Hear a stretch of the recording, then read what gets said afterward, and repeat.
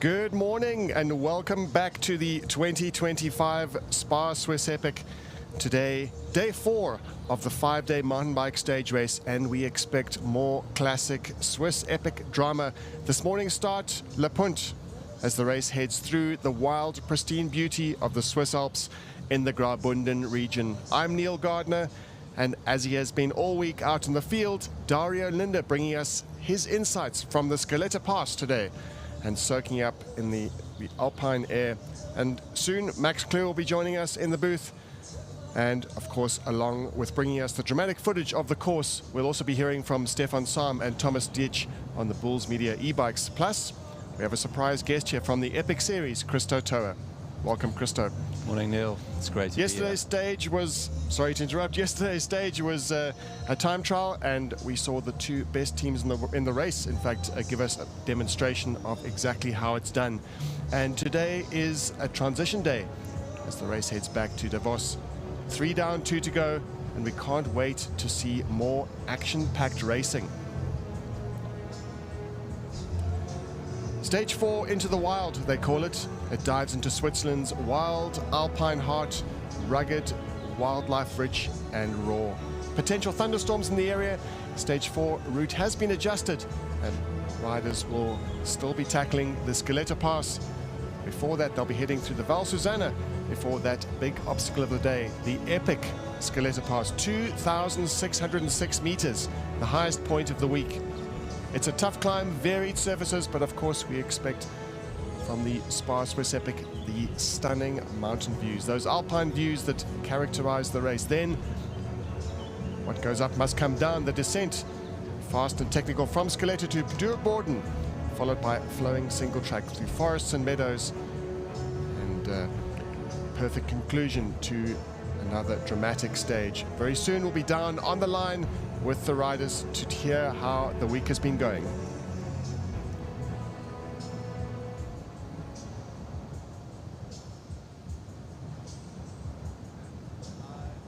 Can you do the summary for the whole week so far? Yeah, well, the first day we got the yellow jersey. We did I think 2 minutes in the lead in the GC. Yeah, unfortunately Mark had a crash and then Samu broke his wing. And then the second day we lost a bit of time to the second team in the GC, so to St. Parisis. Yesterday we had a good solid day again, riding out some time in the GC, and yeah, and now we see what today brings. Today the stage is shorter than the normal, but there is a Scaletta Pass, and it's a long climb and steep climb. And yeah, me and my brother stay good, and probably follow the fast row, Torpedo Kenda and Climatizza 1.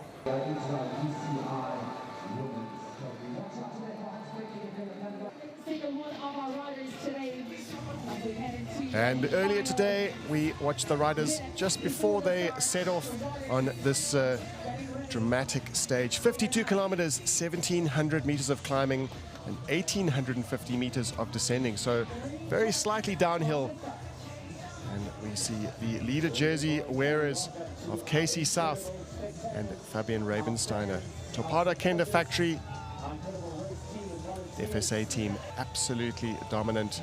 And we heard some moments ago from KC South, the Swiss national champion, the marathon champion, was just made a remark about the bad luck of Climatizza, but if we really think about that performance yesterday in their time trial, Rabensteiner and KC South really proved that they are worthy of that leader's jersey. In yellow, they line up ready to go. 52 kilometers and the famous Scaletta Pass to tackle. 2,606 meters, the highest point of the week. A recap of the general classification: Rabensteiner and South are in the lead by 6 minutes and 34 seconds over the Samparese brothers. KTM SPAR powered by Brenta Brakes. Stutzman and Poro moving up to third, solidifying their position on the podium, but they'll be challenged by the Scott Racing team for sure.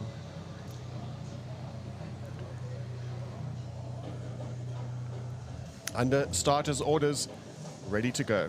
Samparese's in their jerseys, their KTM jerseys, with the yellow jerseys ready to go.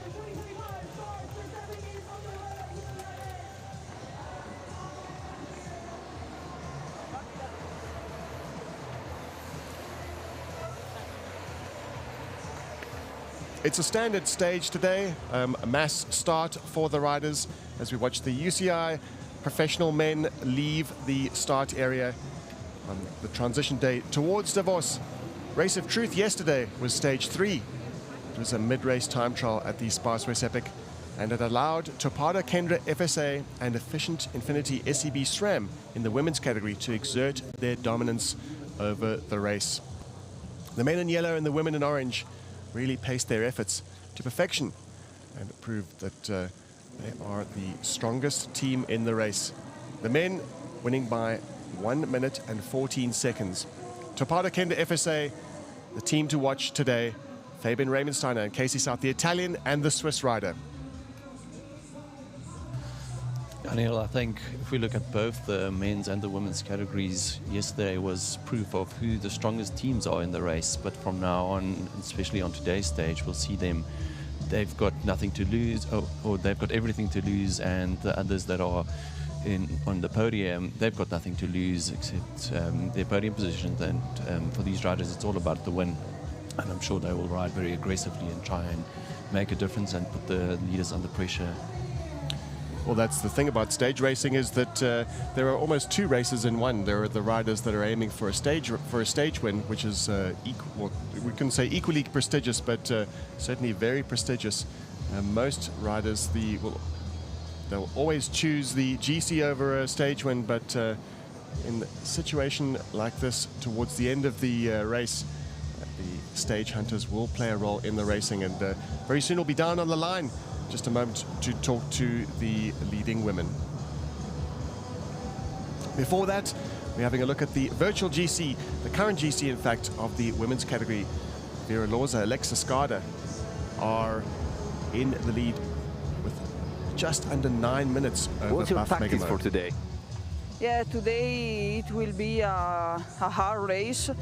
We don't know the weather, but we try to do our best. And in the first part, we stay cover, and we try to do our energy in the long climb.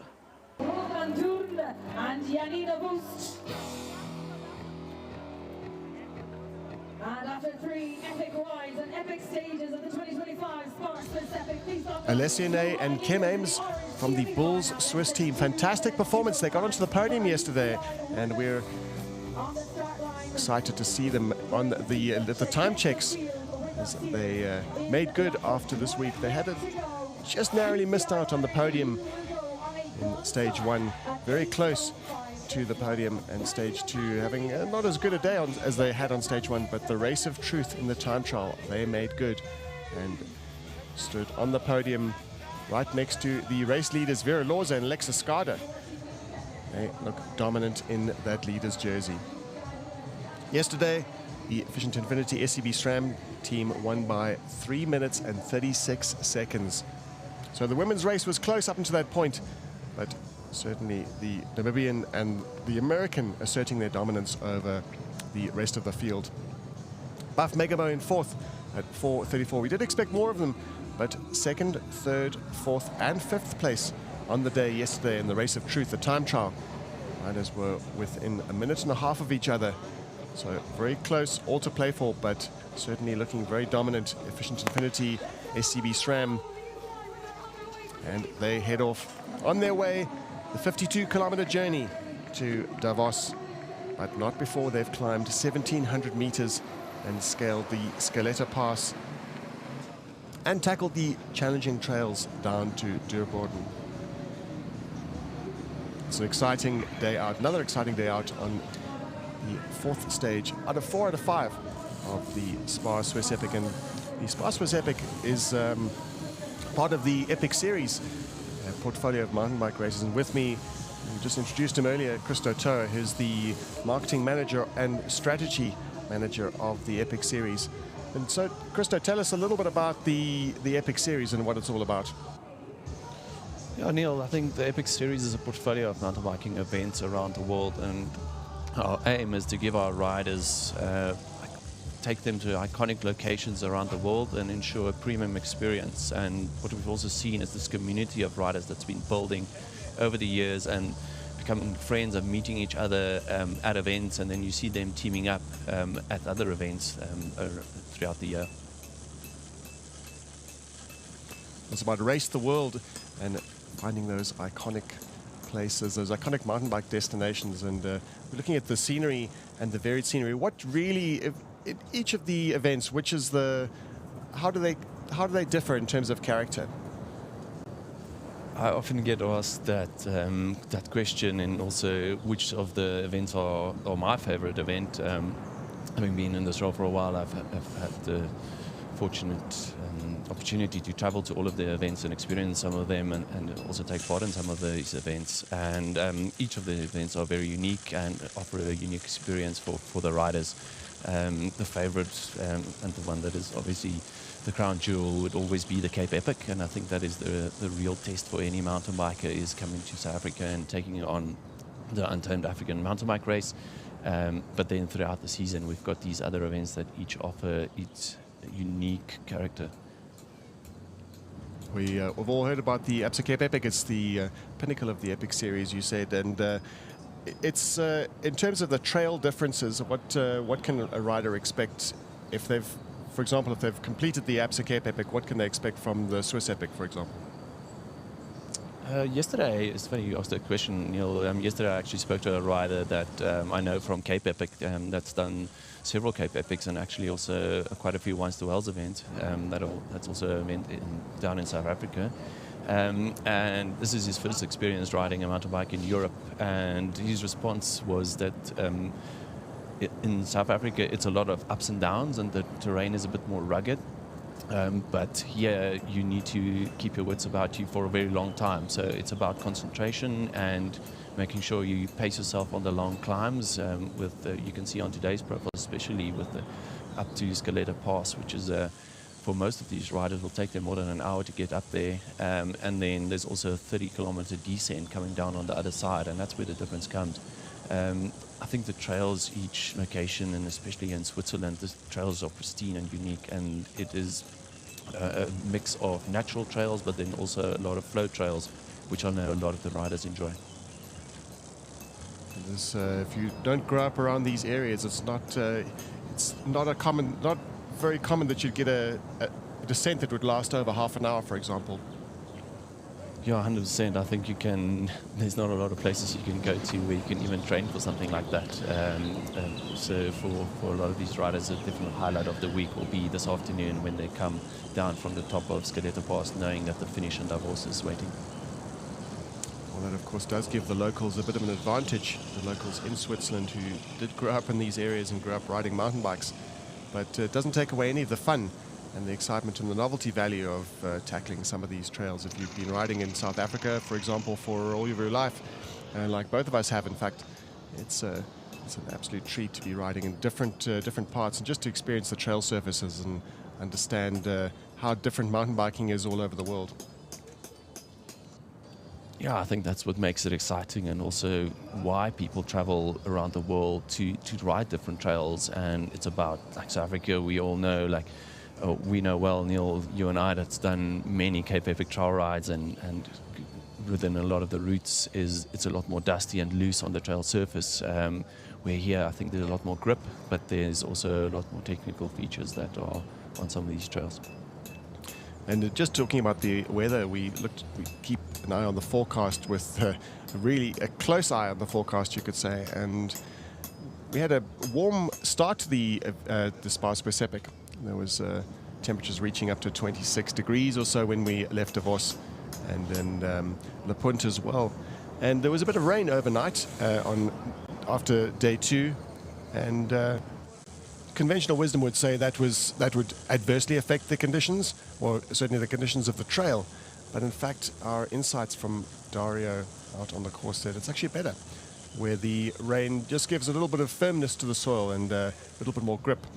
So it's not quite as loose coming down, and that did make a difference. And Dario confirmed that out on the trail yesterday, where it was a little bit sketchy, a little bit loose, but again, we had some rain last night. In fact, we've almost just seen the sun pop out now here in Davos. So we expect to see some beautiful sunny skies as the riders head into the final, you could say the final resting point of the race will stay tonight, and tomorrow is a loop stage around the region of Davos. Fantastic exploration of the Dürrboden region in the Swiss Alps. We've been watching here the beautiful aerial footage of the women's category, led by the team of Vera Lorza and Alexis Skada over Rosa van Dorn and Jenny de Vos, the Buff Megamo team. Buff Megamo going into the race as the race favorites. After, of course, the defending champions, the Cannondale ISB Sport team of Monica Calderon, Tessa Kortekas. The Cannondale ISB Sport team, Christo, they seem to really suffer on day 1. They lost quite a significant amount of time on the first stage, on the Queen stage, and that put them very much on the back foot. But I wouldn't say a surprise that Team Efficient Infinity SCB SRAM are in the lead. No, it's on Cannondale ISB. I think coming into this race, they're definitely one of the top favorites for this event. We've seen them doing really well this season, both at the Cape Epic as well as for Islands Epic this year. So coming into this race, and Andorra, in fact, coming into this race, they were definitely one of the teams to watch.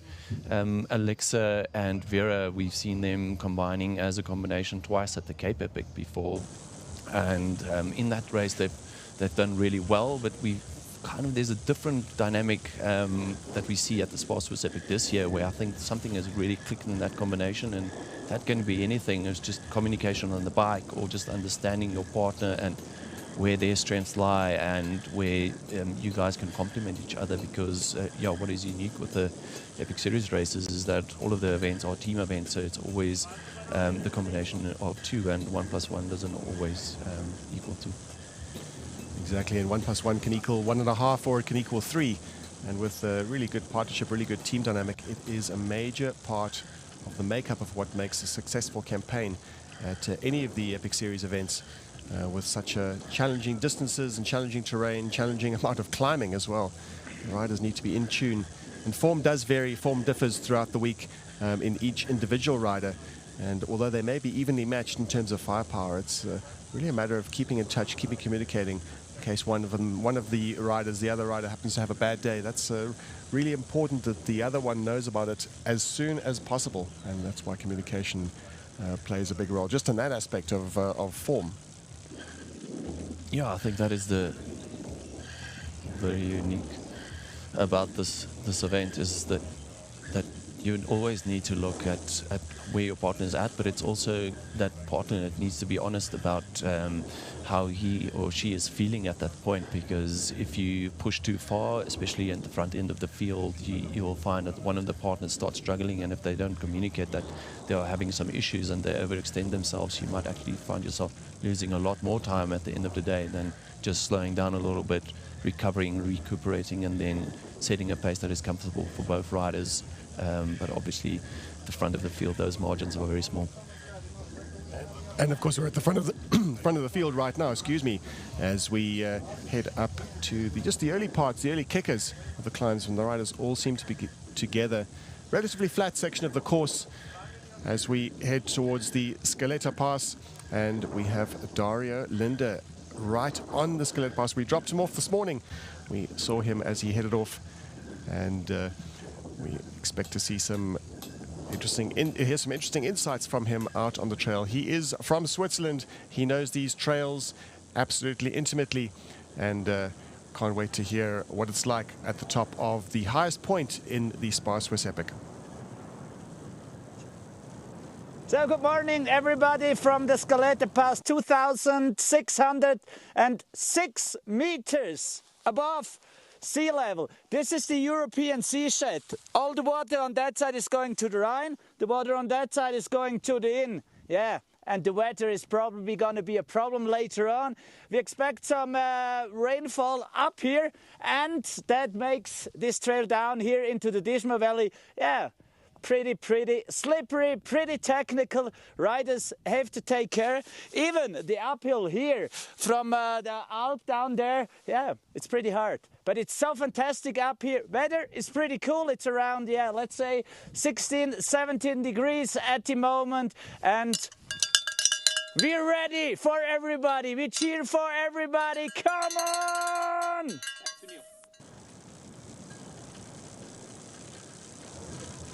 Well, thank you, Dario.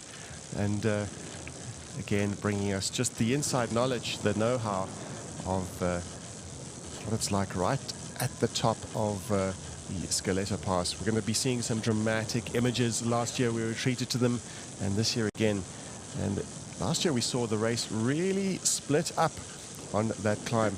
As we just take a look at Monica Calderon. It looks like she's just a little bit off the pace here. Canada ISB Sport.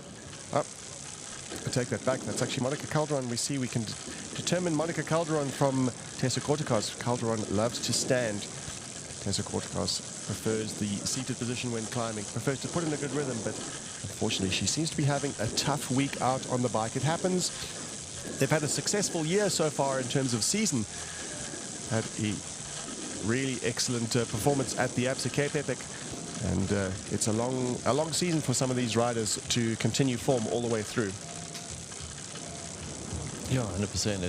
It's about pacing themselves through the season, but this is their job, and they are professional athletes, and they need to decide where to peak. And a lot of them can keep going for a very long time. And especially recent years, you see that the marathon season has become very long, with riders starting to race as early as January and completing until in November. Yeah, it is a long season indeed, and it is a nebulous form that we talk about, a nebulous factor that we talk about as form. And with the ebb and flow of form, it's impossible to stay at the top of your game all year round. But riders will determine certain peaks in the season, and we can also say that the level at mountain bike stage racing has increased massively over the years. More and more top riders are coming to the sport, coming to the category, enjoying the multi-dimensional aspect of stage racing. Right now, we're with the men. 21 kilometers raced, or to go, in fact, 21 kilometers to go as they start to reach the top of the Scaletta Pass at 32 kilometers. Come on, Mark, let's go, come on. Klimatiser at the top. Stutzman and Poro reach the top with 1 hour and 40 minutes of racing, 13 seconds. We wait to see where the other riders are, and we just see almost simultaneously, in symbiosis, the yellow jersey wearers as they dismount to tackle just a very short section of portage before they get back on and head down the pass. The time gap, we'll get the official time gaps now, 25 seconds, there it is. And we see Thomas Ditch as he is about to follow the riders down the pass. Fantastic footage here, right in the action. David Ramensteiner and Casey South are 25 seconds off Stutzman and Poro, the challenges of the week. We did expect to see big things from Stutzman and Poro. Bad luck on day one, losing just under 7 minutes, 6 minutes and 59 seconds to Ravensteiner and South. But they do look like they're one of the strongest teams in the race. They were second yesterday in the time trial, the race of truth.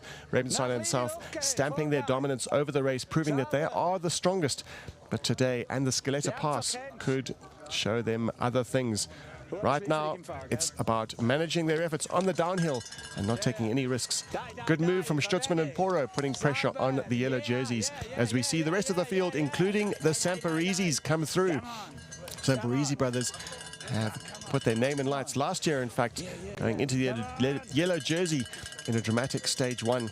And they are back on the front of the field, back at the SPAR Swiss Epic. Fantastic performance with many of the teams all together. We can see Bieli and Fokoli passing through there. Pernsteiner, another well-known campaigner, long-time campaigner at mountain bike stage racing. We've seen him at the Cape Epic, and we see him here at the Swiss Epic. Great to see the Austrian performing at the highest level as the second team, the backup team for Klimatiza. Wout Alleman in his National Championships of Belgium jersey heads through with Martin Stozek, and still within 2 minutes of in touch with Stutzman and Poro. They've got a lot of work to do on that descent, and if they want to get back in touch with the leading team out on the day, Stutzman and Poro, the Klimatiza Orbea team are charging ahead.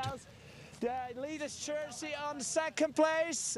And hey, come on! Yeah, look at this guy. They're powering up here like it's nothing. Yeah!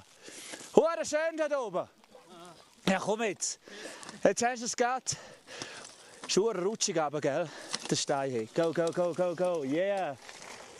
And Kung just went through. The partner of Dario Lil.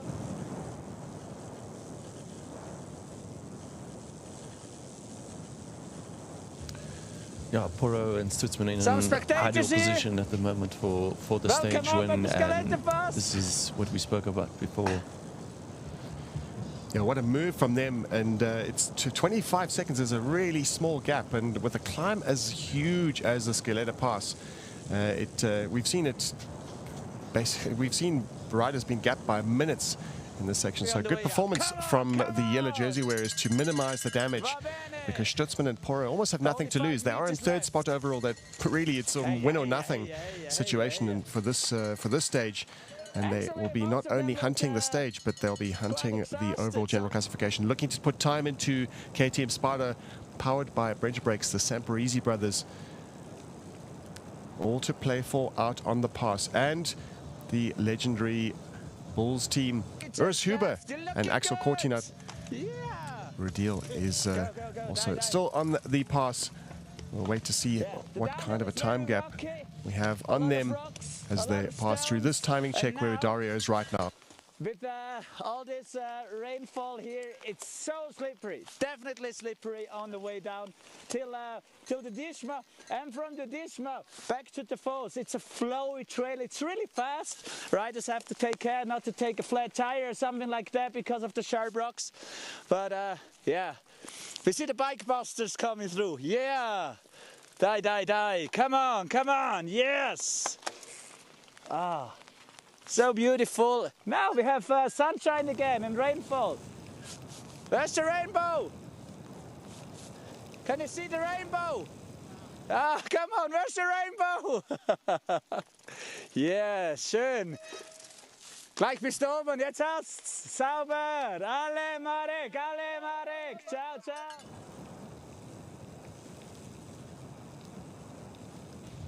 Well, I'm sure the riders will appreciate the enthusiasm of Dario and Linda. It's great to see Dario out on the course, and with the riders needing all the encouragement they can get. A super hard section of the course, one of the hardest climbs of the week, in fact, the Scaletta Pass, and spirits buoyed by Dario's enthusiasm.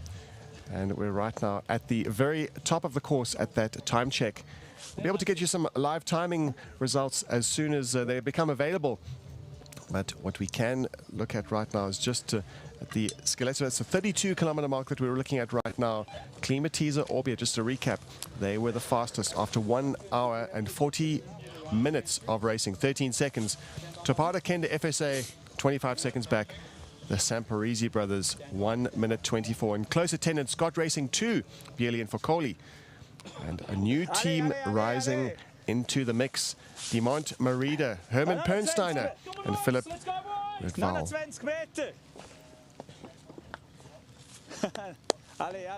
We've also seen Cannondale ISP Sport in the mix there. And we cross back to Dario out on that time check.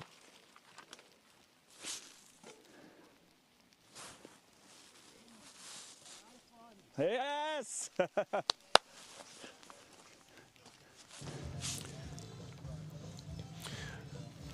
We keep an eye on the general classification. Of course, this is what the race is all about, with the Metallurgica Veneta MTB Pro team losing a little bit of time on the Scaletta Pass. But just to go down the list where we've just seen Dario at the 32K mark, Pernsteiner and Ridval looking very much in touch. Could they be hunting a stage win?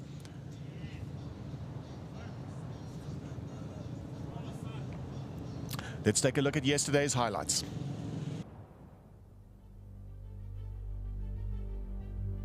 We'll try to keep the fast ones behind us, but it will be difficult because it's 55 kilometers and they're starting like just a few minutes behind us.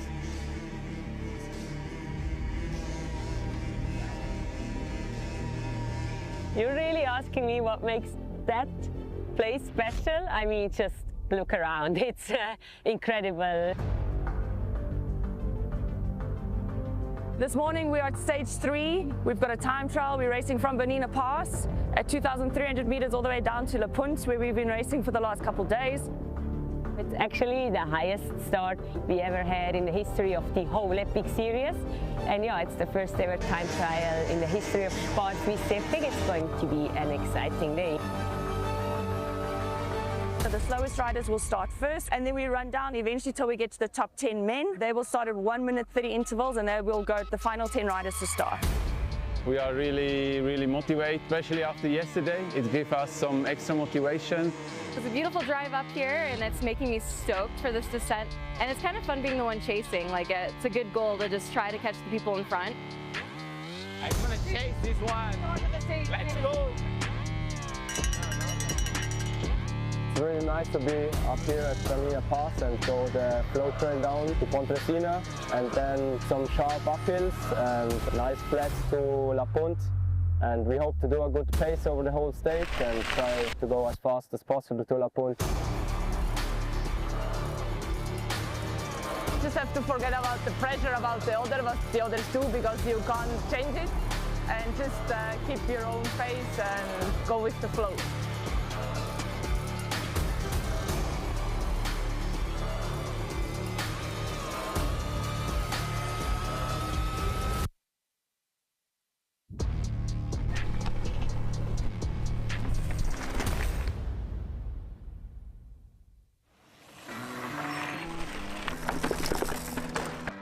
The downhill we like, also the climb. Yeah, the flat section, it's not our favorite, but yesterday we did quite well the last part, and today it's the same, so yeah, we are quite optimistic. Yesterday rain makes the trails perfect. I mean, even the weather was warm and good. On the top of the Bernina Pass was quite windy, but not that much as always, so yes, we enjoy a lot. We can work together. We didn't take too many risks in the downhill, but we know the key points, so we can manage it. Yeah, I think we can go for the podium. Yeah, we are confident how we catch back the time lost yesterday. Yeah, we are looking forward to the next days, and yeah, we have to be concentrate all days, and we have to do no mistakes. We know that today would be our day because we know it would be more downhill than uphill, and we know that we are fast in the downhill. She put me in the hurt box on a few climbs today, but yeah, just so much fun racing. And you know, you never have to look back. She's always there, or like I'm behind her, and it's just so smooth. And yeah, communication was great. The trails were great. It's just, yeah, we're so lucky to be here. Yeah, no, I wasn't expecting to be this fast because the predicted time was like 2:55. So I was expecting us to be maybe a little above or below that. And so when I realized we only had like 10K to go, I was like, oh, we're gonna crush that time. So that was exciting.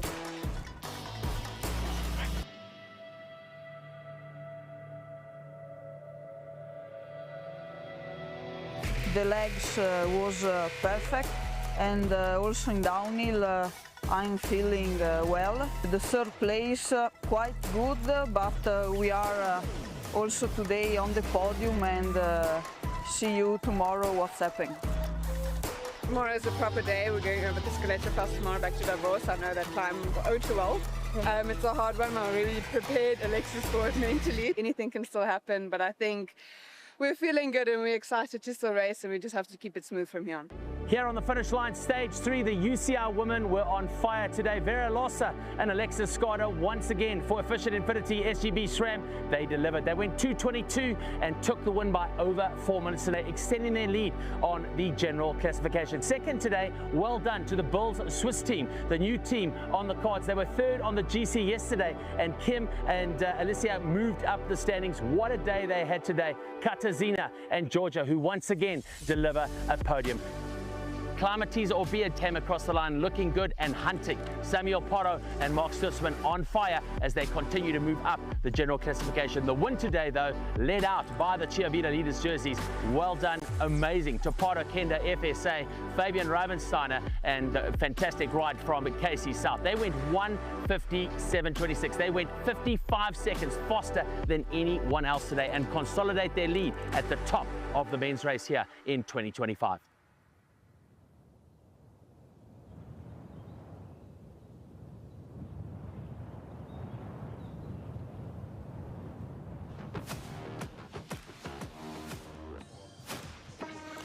And we're back to the men's category, the UCI men's category, keeping an eye on the GPS tracker.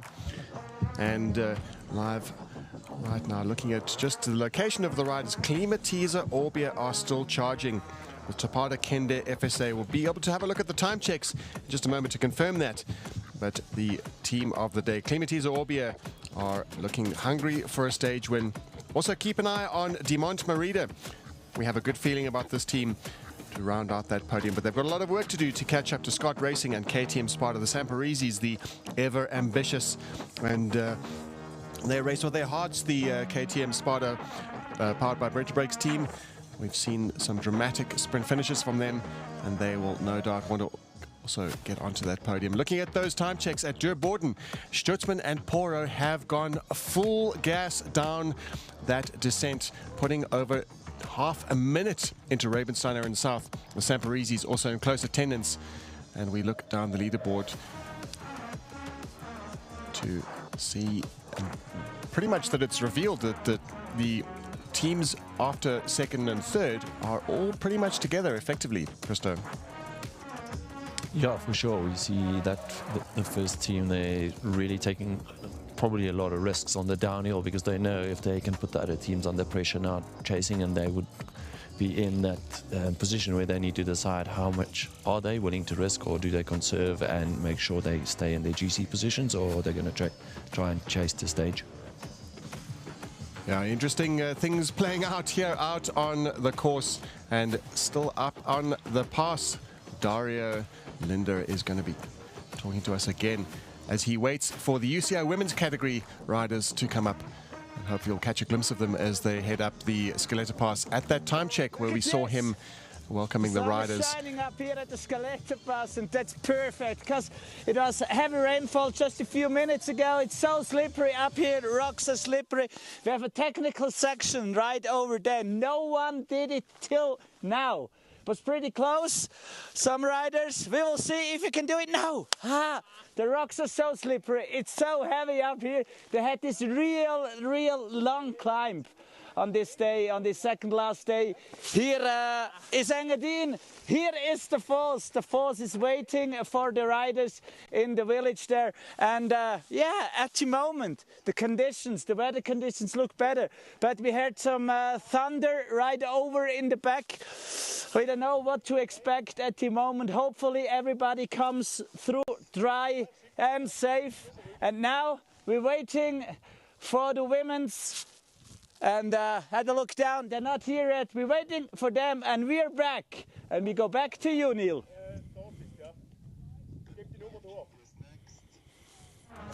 Well, thanks, Dario. We're keeping an eye on where the women are, where the women contenders are.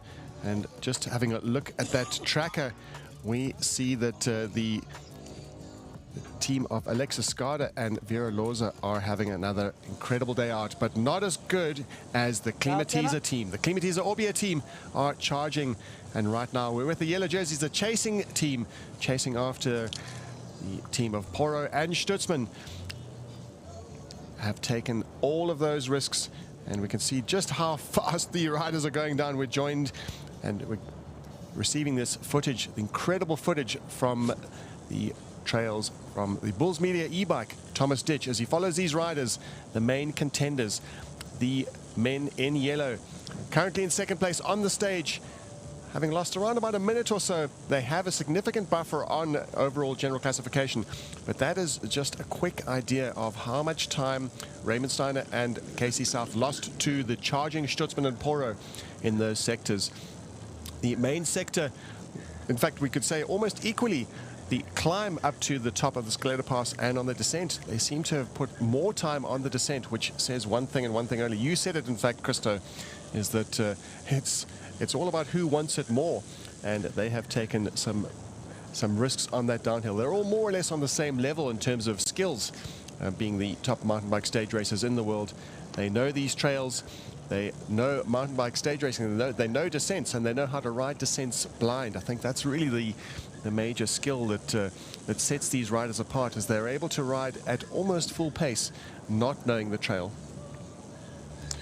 Definitely, I think that is what defines a good rider from a very good rider, is a rider that can blind on a trail, can still keep up and set a blistering pace, and that's what we see at the front of the field here. Raymond Steiner, of course, have won this SPAR Epic twice in the past, and he would know this trail well, having done this a few times in this race. So I think he's an old hand and knows his way around. And that is what it's all about, is knowing your way around, not just a mountain bike, but around the course and around exactly just how to cope with the unknown, how to cope with the unexpected. And that's what sets the riders apart. Topada Kenda FSA and Climatiza Orbia are looking good for a podium spot. Who will round out that podium? We've seen the Canada ISP Sport team in the mix, but never discount the Samparezis, as we're back with the Bulls Media e-bike, Thomas Ditch. And if Thomas Ditch can hear me, Thomas, are you able to hear us and tell us how it's going out on the trail? I think you talk to me. I can hear you a little bit behind the end of the downhill, I think. I'm with the yellow jersey. The first part of the downhill was quite slippery because it was raining on top, and the rocks were wet. And yeah, the yellow jersey didn't take any risk. That was fast, but not to be with too much risk. And now, yeah, it's quite fast, but not crazy. They are really looking for not making any mistake, and they are riding really well. Okay, and we continue till the finish. See you later.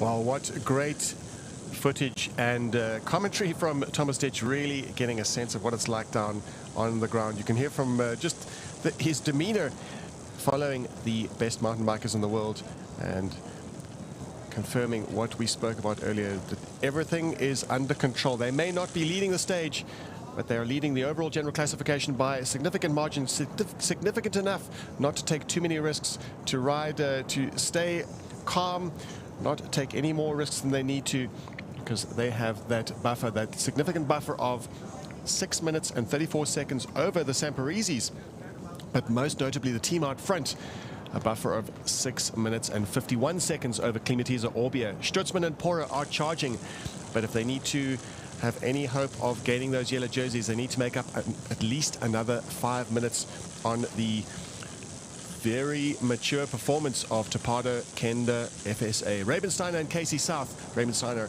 Christo, you said earlier, is a two-time winner, and if all goes according to plan, if all goes according to the way that the narrative, the convention of the way this race seems to be playing out, Raymond Steiner is very much on track for a record third win at the SPAR Swiss Epic, riding with Casey South.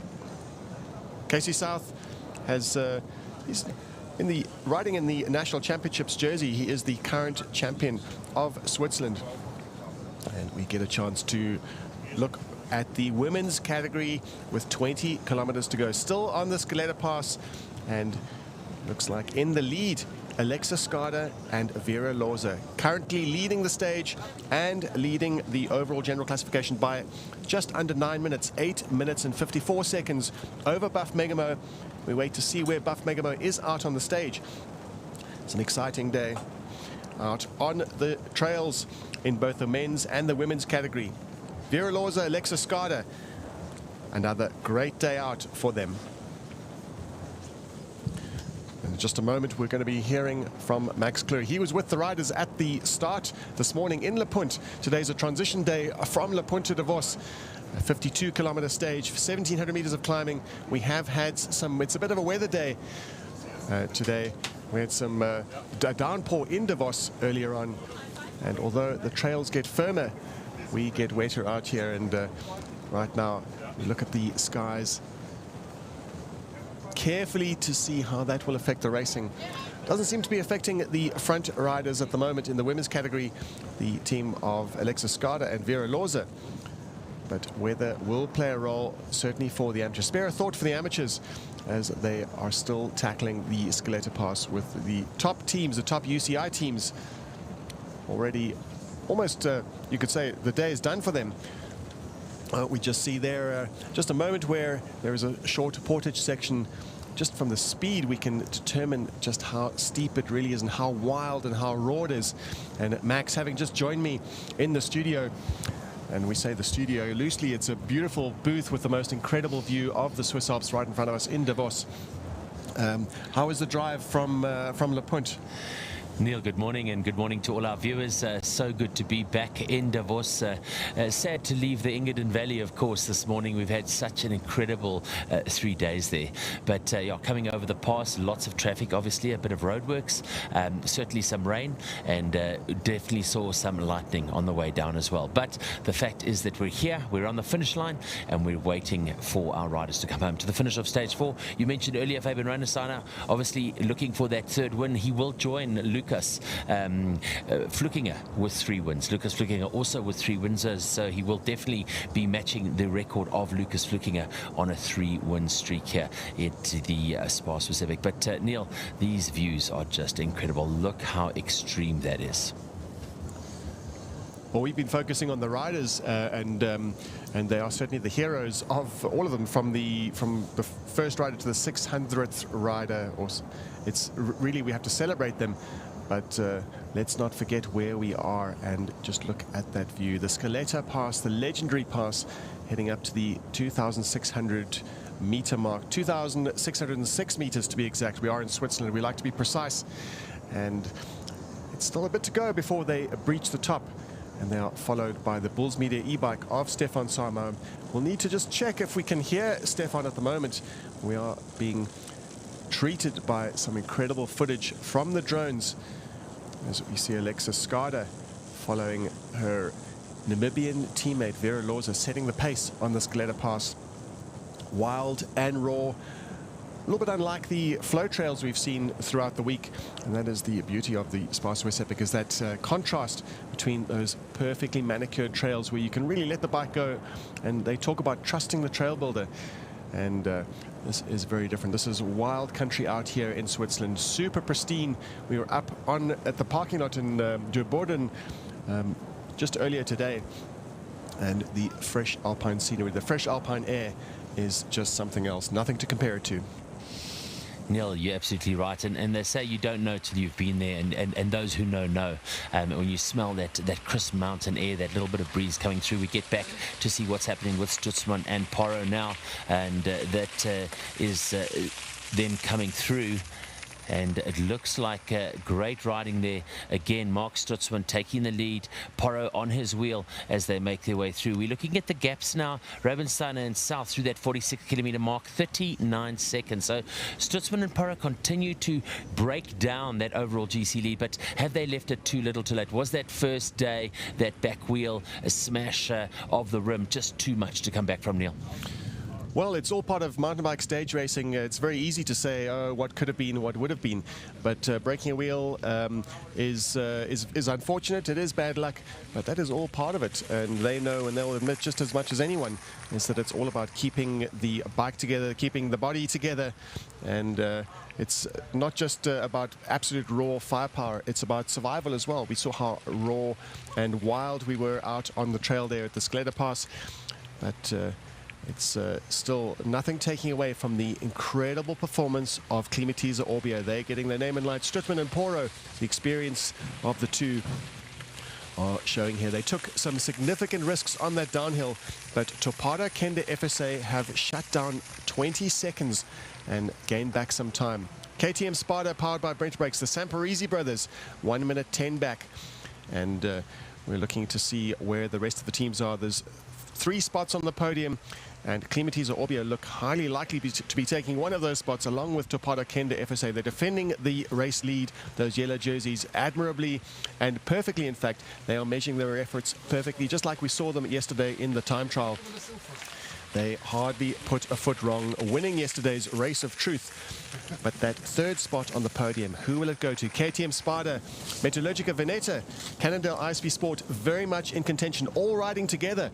An exciting stage. 4 out of 5 as we head towards the finish. Less than 6 kilometers to go for the men's category. As we cross to the women, 19 kilometers to go, 2 hours of racing, over 2 hours of racing, and a dominant performance. Another fantastic day out for Vera Loza, Lexus, Skada, Efficient Infinity, SCB SRAM. This team are really showing the others how it's done and showing the world how it's done. This highly symbiotic partnership between the American and the Namibian, showing that it's not just about firepower, it's about communication. And just look at how in sync they are, riding super close. By the rules of the race, in mountain bike stage racing, the riders are obliged to stay within a 2-minute, there's not allowed to be more than a 2-minute gap between the riders. It's one of the dynamics of mountain bike stage racing. But if you look at these two, you can hardly see daylight between them. Alexa Skada letting Vera Loza lead the pace up the climb, and that's always a good sign. We saw earlier in the week Vera Loza just giving Alexis Skada a little bit of a hand on the climb on the first day, and those roles were reversed on the second. Third day, they looked like they were perfectly in sync. They'd arrived at the race with almost exact number of watts, and we're going to cross down to Dario once again at the top of the Scaletta Pass. Feel the flow! Come on! Yes, yes, yes, yes! Go, go! Yes, Stefan, komm, kniese da aber! Yes! Go, go, go, go, go, go, go! Go for it! Come on!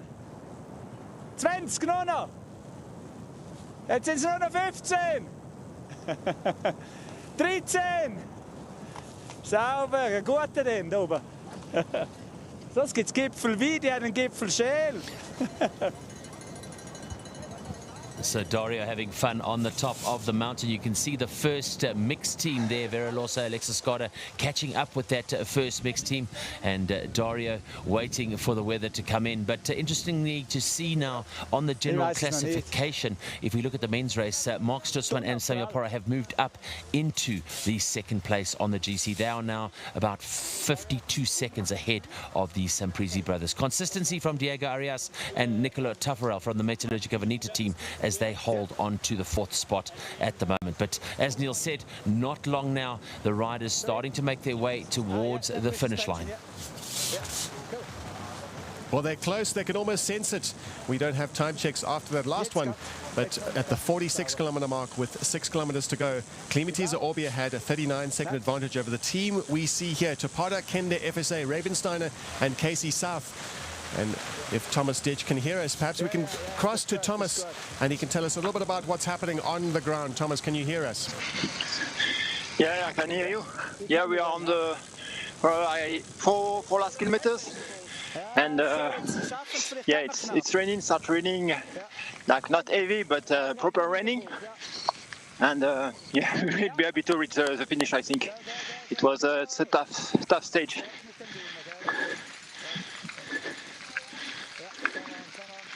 Well, great to hear from Thomas out on the stage following the men's category, and just at where the women's category race is all happening at the very top of the Scaletta Pass.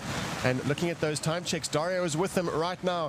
Efficient Infinity Insure crossed the line, crossed the peak. They breached the Scaletta Pass after 2 hours and 4 minutes and 25 seconds of racing. Buff Megamo are 1 minute and 55 seconds back. Rosa van Duin and Univust, the local rider, the Swiss rider, and Epic Legend, both of them in fact Epic Legends, are 1:55 back off the pace. So Buff Megamo having a good day out, not quite as good as Efficient Infinity SCB SRAM, and we wait to see Torpada. We wait for Torpada Kende FSA, Cannondale ISP Sport, and the Bulls Swiss team, who had a fantastic day in the race of truth yesterday, the time trial. The Bulls Swiss team of Alessia Ney and Kim Ames as they head up the Scaletta Pass. On the finish line here now, Neil, and we're expecting our leading UCI men home in the next couple of kilometers, but the rain is coming down, and that wind that we expected is most certainly here. So definitely the right call from the race organisers to shorten the stage today. The riders now will get into that wet weather as they make their way down to the finish in Davos. A little bit of wind here as well. Not sure how long it's going to last. It is predicted to last for the better part of the morning and into the early afternoon, but as you can see, a bit of rain. You'll probably hear a bit of it in the background coming across our microphones, but certainly it's not going to dampen the spirits, and we are ready to bring home the winners here on the finish line of stage 4. We can see from the fierce racing that's going on right now, even a little bit further back in the field, there's still all to play for on overall general classification. Max, you did say earlier you spotted something that we watched, what we call the virtual GC, which is if we stop the race right now, where would we be in terms of general classification? And Klimatiza Orbia with their efforts today. Tell us about, just take us through that virtual GC. So virtual GC for the men going through that 46-kilometer mark. Casey South, Fabian Robinson have got a 6-minute lead, but it is Samuel Porro and Mark Stutzman. Klimatiza Orbia moving up from 4th overnight into 3rd and now into the 2nd spot. They're ahead of Nicholas and Lorenzo Samprisi. What a great time trial from the Samprisi brothers yesterday for KTM SPAR. Diego and Nicola from the Metallurgica Veneta team, they've been consistent all week. They haven't put a foot on. They may be saving something for the last day. Could they get a stage win on the last day? They're both very strong, but they are about 9 minutes off on the general classification overall. And it is the Scott Racing 2 team of Adrian Bailey and Davide Facoli in the 5th place. Remember, Scott Racing 1 not starting yesterday. It's unfortunate for the Scott Racing team. And not being able to start. No rider in the world would like to miss out. Okay. As we are back on the Scaletta Pass at the very top, we are awaiting the next women's team, the UCI women's team. We've seen Efficient Infinity SCB SRAM pass through, as we did with Buff Megamo. Still waiting for Torpada Kende FSA, Cannondale ISP Sport. We saw Marquette and Tessa Kortekas riding together. We didn't have a glimpse of their teammates. Perhaps they're just letting their teammates just ride up ahead and set their own pace, with the 3rd and 4th team still expecting them at that. There we go. We have seen signs of, it looks like Monica Calderon is about to just taking that very short bit of portage section before she mounts her challenge on this descent.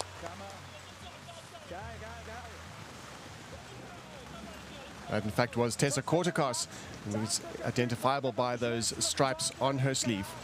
Here our first team from India to ever take part in an Epic Series race. You can see them in the orange kit. Our very first team ever to take part in an Epic Series from India. Welcome, guys. We know you've had an incredible day over the last few days, and welcome to the rain. Welcome to the Alps. Well, respect for the team from India. They are fantastic. And there we have... I beg your pardon, that is in fact Tessa Kortekas. We should have trusted our instincts in the beginning. Monica Calderon passed through first with a big smile. She clearly looks like she's having a good week out. And Katarzyna Sosna passes through that section there. Canada ISP Sport, 6 minutes down on the leading team, Efficient Infinity SCB SRAM. Bulls Swiss, fantastic. Another fantastic day. They are back in touch. And could this be another podium place for the German and the Swiss rider? So interesting to see in both the men's and the women races. 3, 4 and 5 seem to be working together. They've formed a bit of a wolf pack. We look at Nicola Samprisi working with Lorenzo there, the metallurgical team there as well, Nicola Taffarel, Diego Arias, and of course Canada ISP Sports, Riccardo Cerini and Diego Rosa. So they're all working together at the top of the pass and looking good. On the screen now you can see the splits on that 46k. So we've talked about the top. Let's have a look at what's happening from 6 backwards. Geshka and Perez, the backup team, Climatiza Orbia in the 6th spot. Beely and Focoli, Scott Racing in 2. Persteiner and Ritval of the D2 Montmerida team in 8. Lilo and Kun, Giant Factory Racing in 9. Maybe not the day they wanted today based on their very strong time trial yesterday, Neil. No, that's all about what it's all about with mountain bike stage racing. You have good days, you have bad days, and I think the riders, what we expect of riders, the riders expect of themselves 10 times that. So they will no doubt be disappointed. Climatiza Orbia, looking at the GPS trackers, we see them out front with Cannondale ISP Sport. We are looking out to see where Topada Kenda FSA is. We'll get a glimpse from the cameras out there on the course as to how they're progressing and what their time gap is. Yes, here we are. We're with Thomas Ditch as we head into Davos. Gives the cameras a bit of a wipe, and he's following Fabian Ravensteiner and Casey South as they power. Casey South on the front, powering into Davos on the tar section of trail. The rain is coming down in buckets, but that's not deterring them. They've got a yellow jersey to defend, and doing so admirably. They are still very much in touch. Overall general classification, they have at the start of the stage a 6 minute and 51 second advantage over Climatiza Orbia. Climatiza Orbia are moving up the leaderboard. Even if we look at the GC, the virtual GC today, they are likely to leapfrog the Samparisi brothers, but keeping it all under control, not going too deep into the red. Topada Kenda FSA, they are the heroes of the day. And out front, we still have the Climatiza Orbia team, Stutzman and Poro.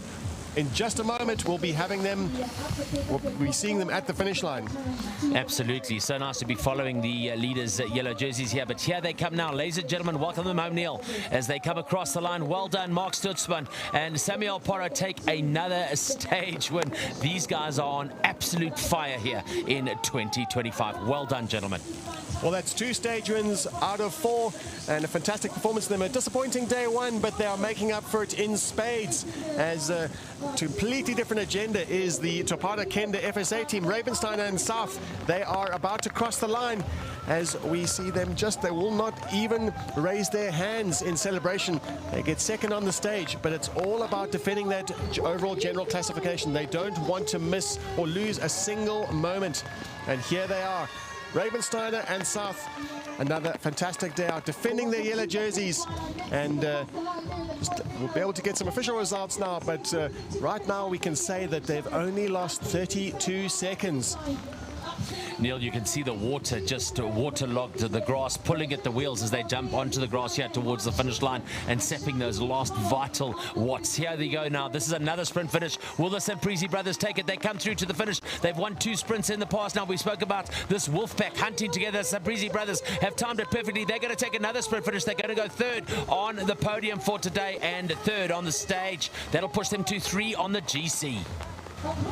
Wow, what a performance again from the Samparisis. They just don't miss an opportunity in the sprint. We'd love to do a bit of a stat on the Samparisis to see if they have ever in fact lost a sprint finish, whether it's for 3rd spot on the podium or for a win.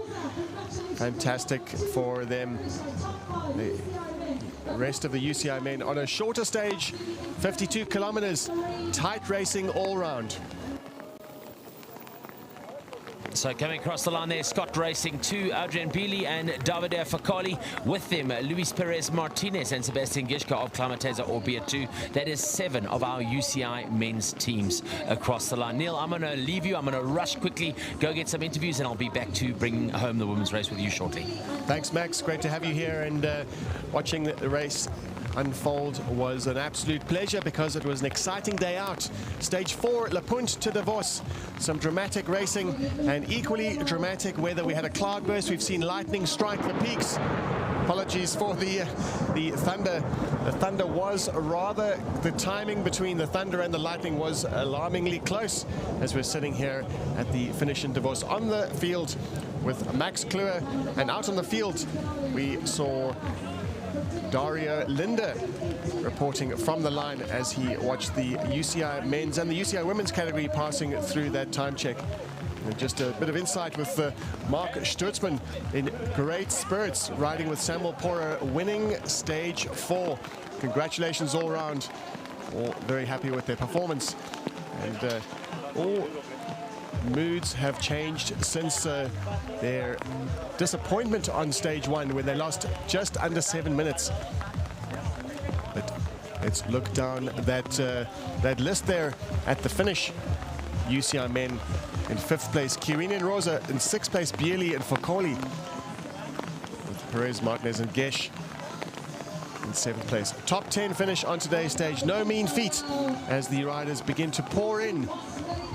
Pernsteiner and Ridval, another great performance. We did expect to see them charge through. We saw a great performance from them on the Scaletta Pass. Pernsteiner is an excellent climber, world-class climber. We see more of the riders just enjoying the sensation of finishing yet another stage. Stage 4 under the belt, only one to go. The final stage, the grand finale, a looper on the Davos region. And another treat, another alpine spectacular day as we watch a disappointed Wout Alleman and Martin Stozek head into the finish. These riders were expected to be the big challengers of the week. Going into the stage on paper, going into the race on paper, in fact, they were touted as the race favorites, the default race favorites. Had a difficult day 1 and just never seemed to get on top of things when it came to keeping their rivals in check. Climatiza Orbia looking fantastic. David Ravenstein and Casey South, it really is the two top teams out in the week here at the SPAR Swiss Epic in 2025. But through significant challenges from the Samparisi brothers, the ever-present Samparisi brothers now, it almost seems like they're a part of the establishment, even though they've only been riding the SPAR Swiss Epic. They've been 2 years running in the mix, in the racing. KTM Sparta powered by Brenta Brakes, and newcomers to the race, Metallurgica Veneta MTB Pro, Taffarel and Diego Arias, looking great on the stage. The final results, the official results for stage 4 in the UCI men's category, Stutzman and Poro. Climatiza Orbia at the top of the leaderboard, and in 2nd place, Topada Kende FSA. They did what they needed to do. Fabian Ravensteiner and Casey South defending that yellow jersey, and the Samparisi brothers taking that sprint finish for that coveted spot on the podium, the last spot on the podium for the Italians. As we see Roman Dobler, our Romansh commentator, who will be joining us tomorrow in the studio. Looking forward to having him with us at the SPAR Swiss Epic in the grand finale stage.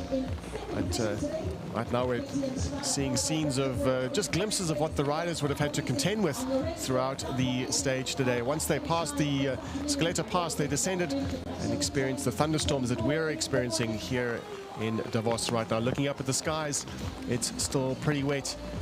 And here we go, 2 more riders on the approach to the finish line. And the moment we're going to be crossing back to the women's category. We're watching the riders finish today's stage.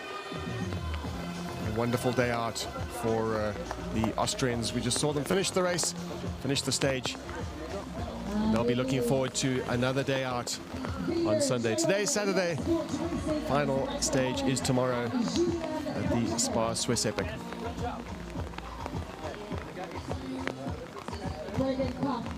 Morgan Cook crossing the finish line there as well. Matt Susi and Tobias Steinhardt. Been very different scenes from yesterday, and in fact all week we've seen blue sunny skies. We did expect sunny skies today.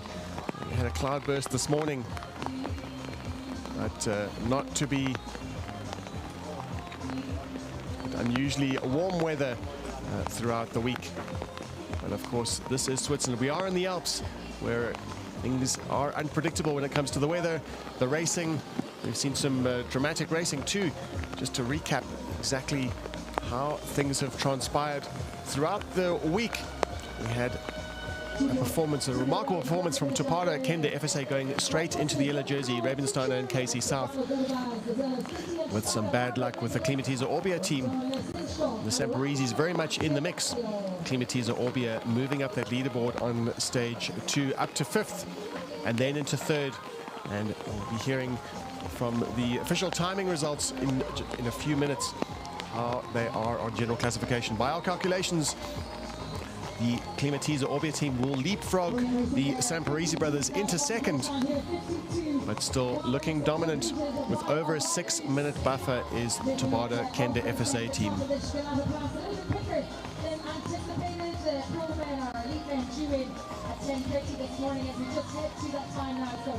Absolutely beating all our predictions in terms of the timing. Walking to you out of that rain and that thunderstorm. Good morning and welcome to everybody here this morning. Finish line might be a little empty, but we're going to keep you entertained across the day as we welcome every single athlete across the finish line. A big shout out to our partners who are with us today. Use, Jenny, Use, and Gemma and Chiovita are all set up here. A finish line. That's what it's all about. It's about recovery for another day. As the riders, top UCI riders, a lot of the teams have a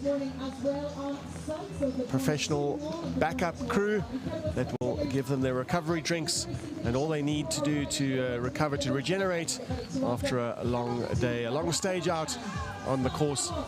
That's what it's all about. It's about recovery. As we see the Bulls team of Urs Huber and Rudil Cortina finish the day in 17th spot. Maybe a bit of a disappointment for them. They might have expected more, the French and the Swiss rider. But they'll be happy to be finishing this stage. And perhaps see some greater things from them on the grand finale. They are wily campaigners. And not only that, wily campaigners on the grand finale. Perhaps they've earmarked the final stage as their time for glory, as they're welcomed by their team manager, Vincent Durant. 8 a.m. in La Punt.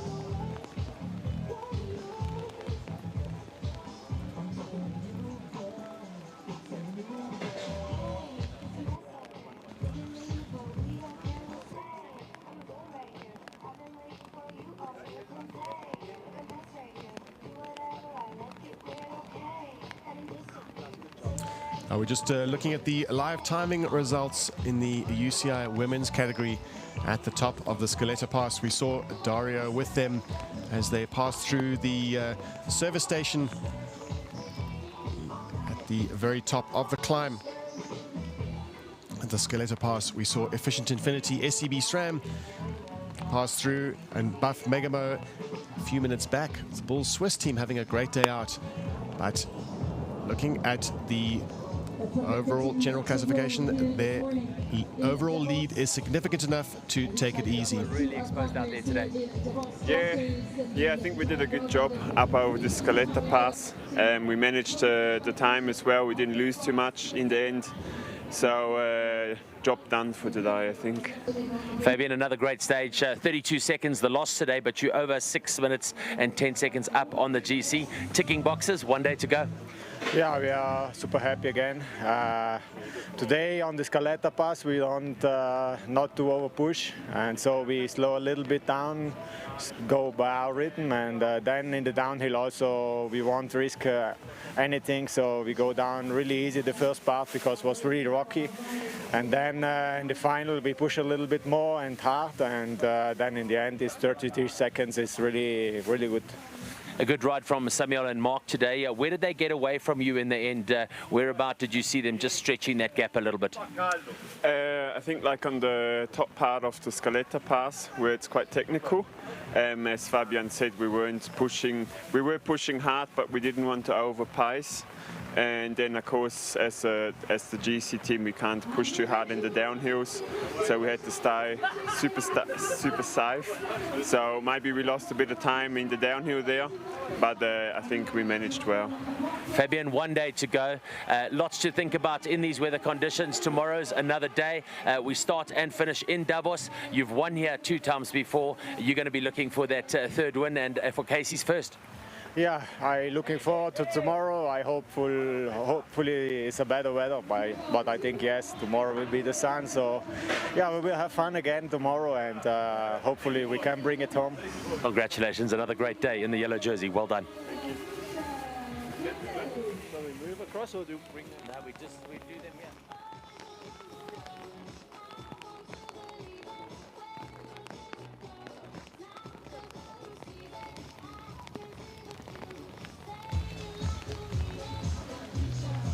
Well, great to hear the insights from the leaders of the race. And the responsibility of leading a race means that no risks on the descents, and they did exactly that.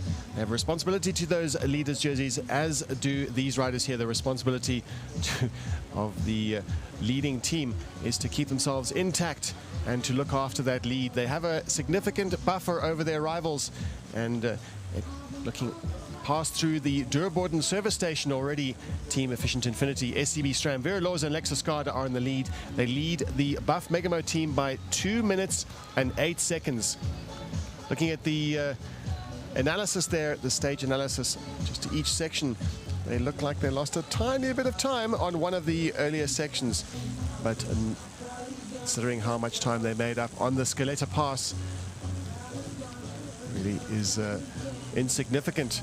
And interestingly enough, they also made up some time on the descent. The leading team would normally take it a little bit more conservatively on the descent, but perhaps owing to the experience of Alexa Scada and Vera Loza, they know this race, they know this stage, and they know this descent. The Namibian leading down the descent. It took them around about 8 minutes or so to descend the Scaletta Pass. And very soon we'll be crossing down to the line with Max, who is with the winners right now, waiting to talk to them.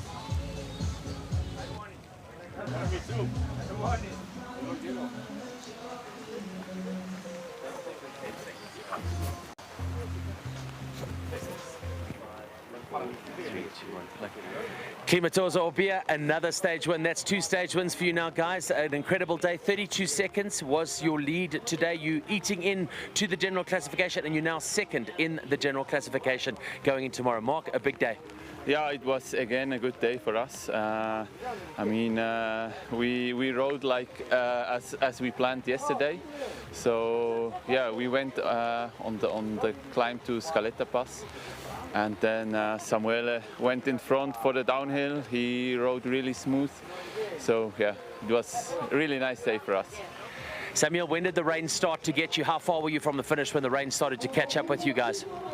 Well, today looks like we ran fast because the weather. No, in truth we were lucky because on Scaletta Pass was only some really light rain. In the middle of the downhill was almost sunny, and then we saw the Davos Valley completely dark with the thunders, and whoa, we have to run fast for catch out from the rain. But yeah, at least we take only 3 minutes of rain, no more. Mark, you've had lots of confidence coming out of your win in Andorra. You've ridden like an absolute superstar. 1 day to go. On to 2nd in the general classification after that crazy first day where Samuel broke the rim on his bike. You've got to be happy with your performance. I mean, you guys are really shining. Yeah, of course. We are really happy about the last days. Unfortunately, at the first day we had mechanical, so we lost time there. But by side, the first stage, yeah. Good Swiss Epic. Samuel, nothing to lose tomorrow. You know that you've got a deficit of 6 minutes on the GC on first, but certainly you want to consolidate that 2nd place. The Saprisi brothers we know are very strong. They like a final stage. Tomorrow you're all in. Yeah, we'll see. I know the first climb is crazy demanding. We are strong on the climb. We can go with our own pace or we can control. We will see later in the afternoon. We can better understand what to do tomorrow. One day to go. Good luck, guys. Thank you. Thank you. One more. Finish right here in Davos. Klimatiza Orbia, what a fantastic day out for Mark Stutzman, Samuel Poro, the 33-year-old and the 37-year-old respectively. Mark Stutzman, a former champion of Switzerland and the 2023 SPAR Swiss Epic winner with Martin Stozek. Coincidentally, Martin Stozek also the race riding for a different team. And Mark Stutzman's also won the Andorra Epic this year, in fact, in the Pyrenees, as well as the Swiss National Championships in previous years, a multiple World Cup winner. Samuel Poro, 37 years old, new team this year, and a 5-time Italian champion. In just a moment, we're going to be hearing from the Samparisi brothers, and having won that dramatic sprint for the third spot on the podium. And Stefan Sam on the right-hand screen is following the leading women's category riders, the team of Vera Lorza and Alexa Skada.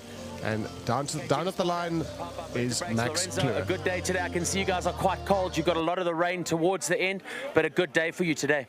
Yeah, today it's a good day. We make a good race. During the Scaletta Pass, we stay in third position and control the situation. In front, the other two teams have another rhythm, and we go with our rhythm. And yeah, during the downhill, we go no risk, and behind arrive two teams and make a sprint and win another sprint and take a third position. Good race. Nicholas, let's talk about the sprinting. You've had 3 sprints. You've won every single sprint. Who leads it out? What are the tactics? Is there a secret formula? Is there a cheat code? Or is it just Italian power? Yes, but not tactic. I really fast in the sprint. Lorenzo so fast. Take the sprint in the first position is better. Lorenzo, you love racing here in the Swiss Alps. You're sitting in third on the general classification, about a minute 12 off second place. So looking for that overall podium tomorrow. In a minute, anything can happen. You could move up on the podium back into second tomorrow, possibly. It's so hard. Probably tomorrow stay in the second position during the race and try to follow the Klimatiza and the Torpedo. And yeah, the best result for our take a podium in the GC. Nicholas, so many Italian viewers watching, so many strong Italian riders. Maybe just a message to the camera, to all the Italian supporters, in Italian for supporting you. Sì, grande ritmo, siamo contenti, Forza Italia. All right, well done, guys. Congratulations.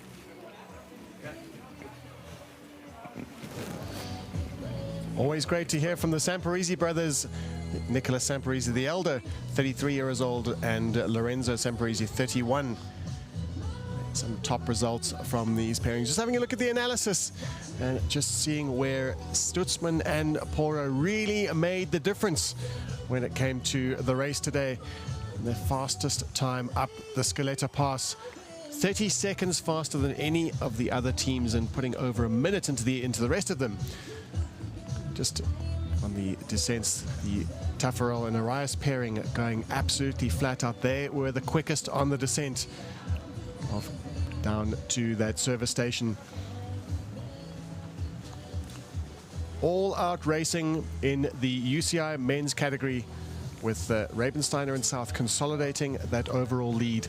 An admirable performance from them and a superbly mature performance, with Rabensteiner looking for a third SPAR Swiss Epic win. General classification, here it all is.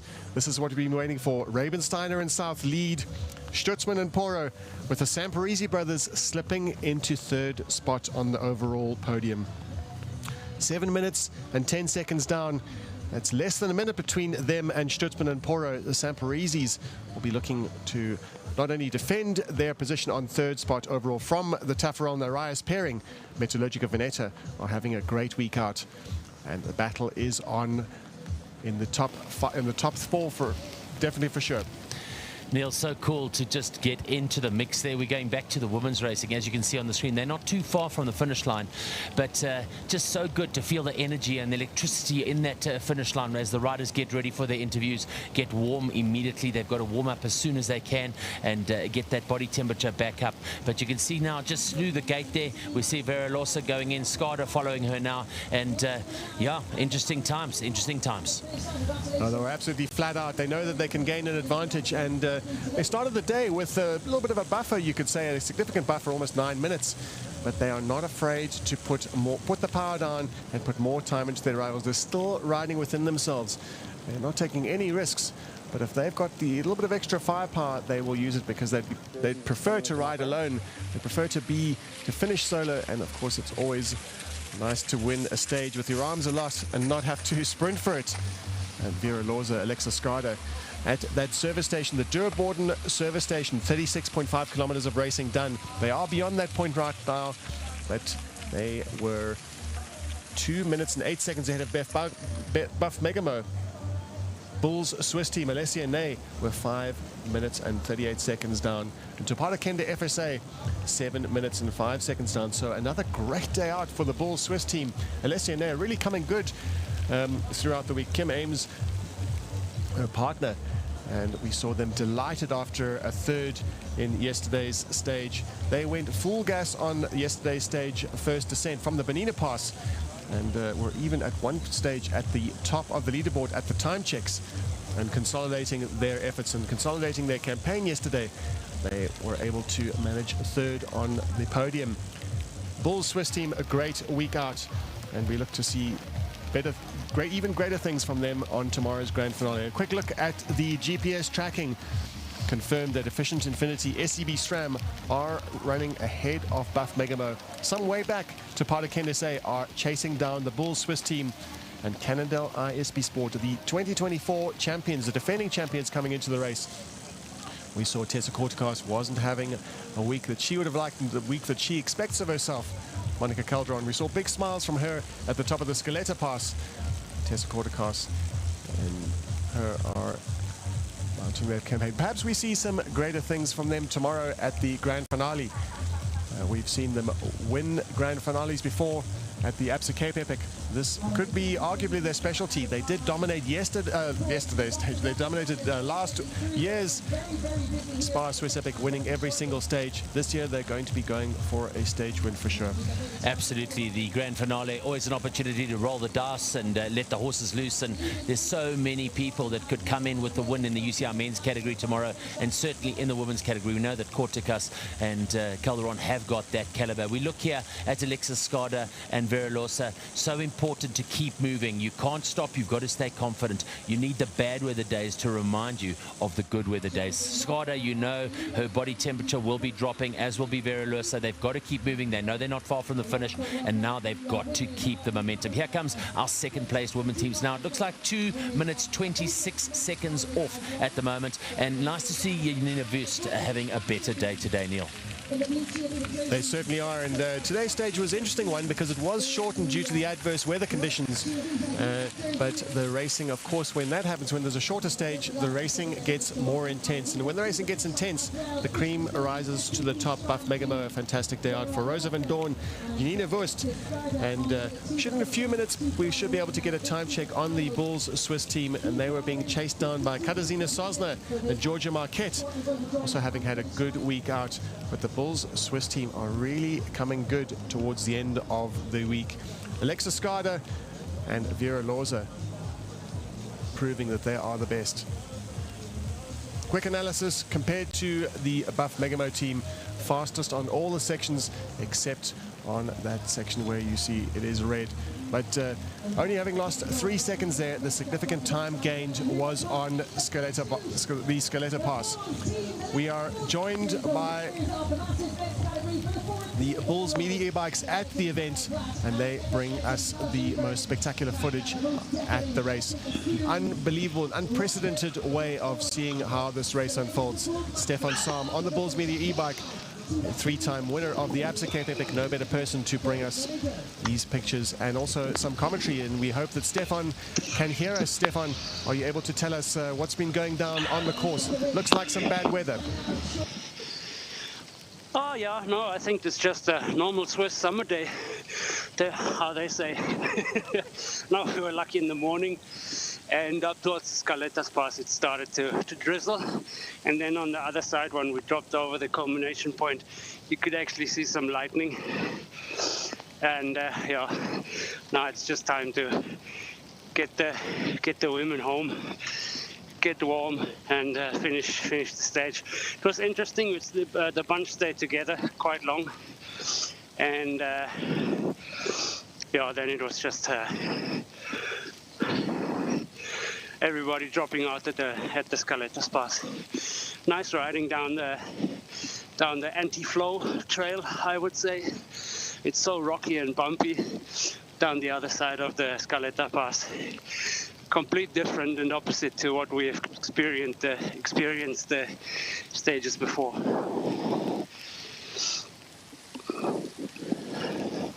Stefan, thanks so much for the feedback. We'll come back to you shortly again, I'm sure. Look at Ney and Ames there. They 5:15 off the pace as they go through that 46 kilometer mark. So consolidating their place on the overall GC for now, and we can't wait to see. There they go past that 46 kilometer mark now on the left-hand side. Your race leaders on the right-hand side. The race leaders not too far away from the finish line, but certainly they have been incredible on the climbs. Have Alexis Skada and Vera Losa. They really have stamped home the authority on the climbing aspect of the race here in 2025. Well, Max, we did expect the Scaletta Pass to be the most selective part of the stage, and perhaps even of the entire week. We've seen fortunes change on the Scaletta Pass before, and we expect nothing less from the massive climb that the riders had to tackle. The weather was perfect on the way up, not necessarily on the way down though, as they reached the town of Davos.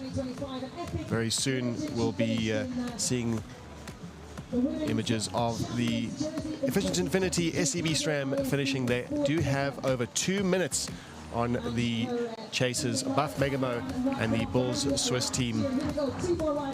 Around about 5 minutes back, so we expect to see them coming through the time checks. Topata Kenda FSA in hot pursuit of the Bulls Swiss team. That third spot on today's podium up for grabs. Just across the line here on the finish line is our first of our open men's category. Papival Scott Sartex, and it is Marcio Lorenzo and Damien Perrin. They've been very clinical this week, and they extend their lead in the open men's category. Winning the time trial there yesterday was the Botswana South African pairing of Mark van Zyl and Rousseau Becker in the open men's category, and they're currently sitting in third place today. So very, very interesting to see how things are going at the moment. And again, we get back to them, and here comes that team that won the time trial yesterday in the open men's category. So well done to Mark van Zyl and Rousseau Becker, who go second today, and they are about 40 seconds off the pace. Exciting to see how the categories are coming together now, Neil. You know, we're always on the sharp end of the race, and we're watching the UCI women, and we're watching you know, the UCI men, but the masters men category, just a master class, as we say, from Carl Platt and Kalle Freiburg. Well, that's going to be a hard category to win with the 5 times winner of the ABSA Cape Epic, the experience of Carl Platt riding with Kalle Freiburg. It's a competitive race from the front to the back, and it's a true pro-am race, the SPAR Swiss Epic. In fact, all of the Epic Series races where riders are able to test themselves on the very same route on the very same day, almost unprecedented. You don't get that in many sports, where you can get a true sense and test your abilities of yourself against the top professionals in the sport, the full-time riders that whose livelihood depends on their speed and their performance and their results. and riders who have full-time jobs have make sacrifices just to get to the start of the SPAR Swiss Open, just to complete it. They'll have certainly earned their finishers medal this year at the SPAR Swiss Epic, as is any year.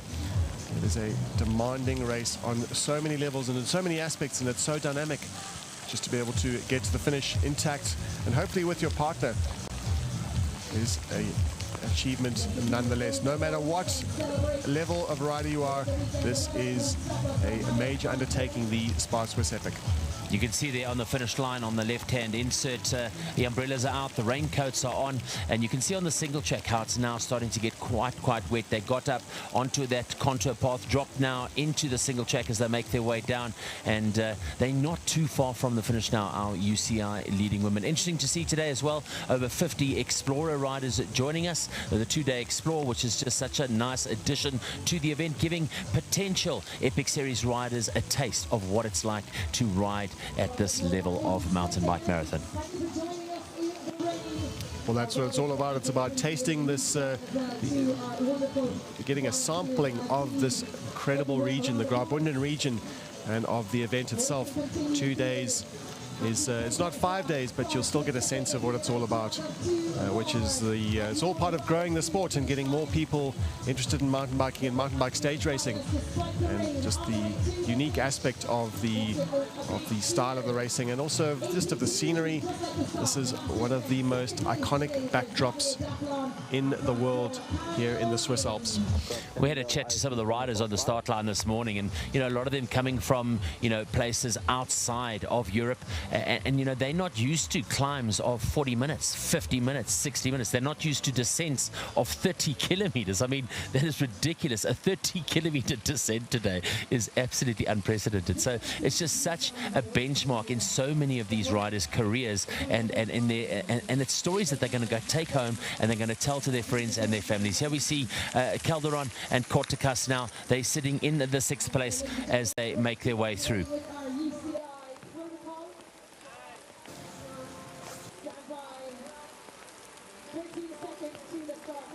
In just a moment, we're going to be seeing the podium for today. The stage winners, flanked by 2nd and 3rd spot. The Samparisis are back on the podium again. Fantastic performance for them, winning that sprint finish for the 3rd spot. They are becoming well known as the sprinters of the mountain bike stage race fraternity. Casey South and Fabian Ravensteiner, 2nd place, but the real win today for them was keeping their rivals under control, defending those Chivita yellow leader jerseys.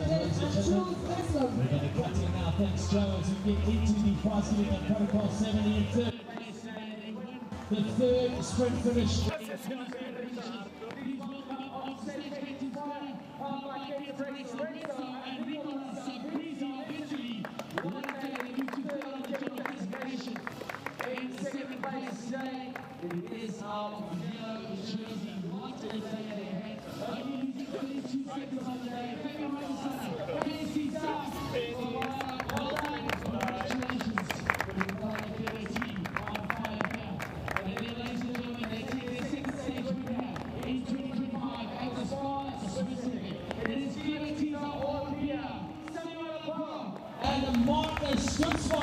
And the riders of the day, Klimatiser, Orbia, Stutzman and Poro. The experience of the Swiss and the Italian shine forth. Winning today's stage, making all the difference on the Scaletta Pass, and flanked by Casey South, Fabian Ravensteiner and the Samparisi brothers, an illustrious podium, multiple national champions.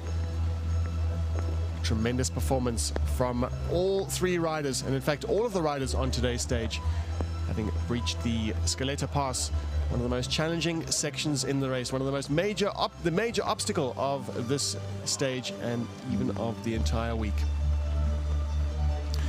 Very soon we will be witness to the fruits of the labor of the yellow jersey wearers. the fact that they were able to defend despite the massive onslaught, the huge attack of the team from Klimatiza Orbia.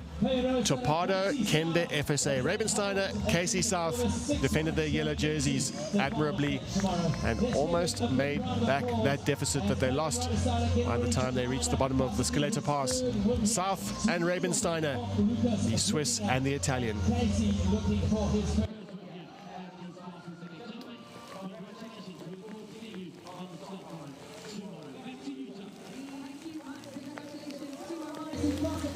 And we'll be able to catch the women as they head into the finish. They're very close. They're already in the town of Davos. The women's team of Efficient Infinity, SEB SRAM, Vera Lorza and Alexis Skada. They have completed over 2 hours and 50 minutes of racing. The Efficient Infinity SEB SRAM team dominant today, dominant yesterday, and hopefully for them looking for a 3 out of 4 stage wins for the week. They are indisputably the strongest team in the race. They proved it yesterday in the all-out time trial, the race against the clock, no hiding for any of the teams, and they prevailed as the strongest team. Today on the Scaletta Pass, they really made it count. Scaletta Pass, the climb up to 2,606 meters. The Namibian and the American, former champion of the USA in the marathon discipline, riding with the Namibian, multiple Namibian champion in, you could say, almost all disciplines, is Vera Lorza. But today, all focus on heading into the finish. You can see from the GPS tracker just how close they are to where we are right now on the field in Davos. And in pursuit of them, Buff Megamo, and great news for fans of the Bull Swiss team, as they are comfortably lying in third on the stage today. So we wait in anticipation for the team who's been so good here in 2025. They came here on a mission. They paired up for the first time at the Absa Cape Epic earlier this year, did Vera Lorza and Alexis Skada. They brought home second place overall on the general classification. Since then, Vera went second at the Croatia Four Islands Epic. She went second at the Andorra Epic as they got up into the Pyrenees. And now they come home. Can she end the streak? Can she hold on for just one more day? They've been incredible, haven't they, Neil? They have proven that they are the best in the world at mountain bike stage racing at this race, and currently, by default, you can claim that at the SPAR Swiss Epic, one of the most challenging mountain bike stage races in the world and part of the Epic series. And here they come, Alexis Skada and Vera Lorza. The Namibian and the American come through to the finish to put the finishing touches on the stage. As they cross the line, they'll be able to celebrate. No sprint finish for them, arms in the air. Another great day out, and that would be 3 stages out of 4 for this incredible pairing. Dancing on the pedals as they left the start line today, relieved as they come across at the finish line here in Davos. 2 hours, 53 minutes and 23 seconds, and they continue to extend their lead. They look delighted, Neil. They look delighted and dirty. It's been a wet day out, and the weather has played a role in the racing. Hasn't deterred these two, but they'll be looking to get warm and clean, I think, is the next protocol. Protocol up until the line was to keep body and bike intact, but now it's about that recovery protocol that they all have so well practiced. That is the ritual of the mountain bike stage racer, is to hand over the bike, get it washed, and then go straight into that all-important recovery mode. Tomorrow there's only 1 day left, but it's highly important for this team to have the best possible legs for tomorrow, because we can be absolutely certain of one thing, is that Buff Megamo will truly believe, as professionals all do, that they still can win the stage, and they'll need to keep a close watch on that charging team of Nina Wurst and Rosa van Duin. And here they come now towards the finish line.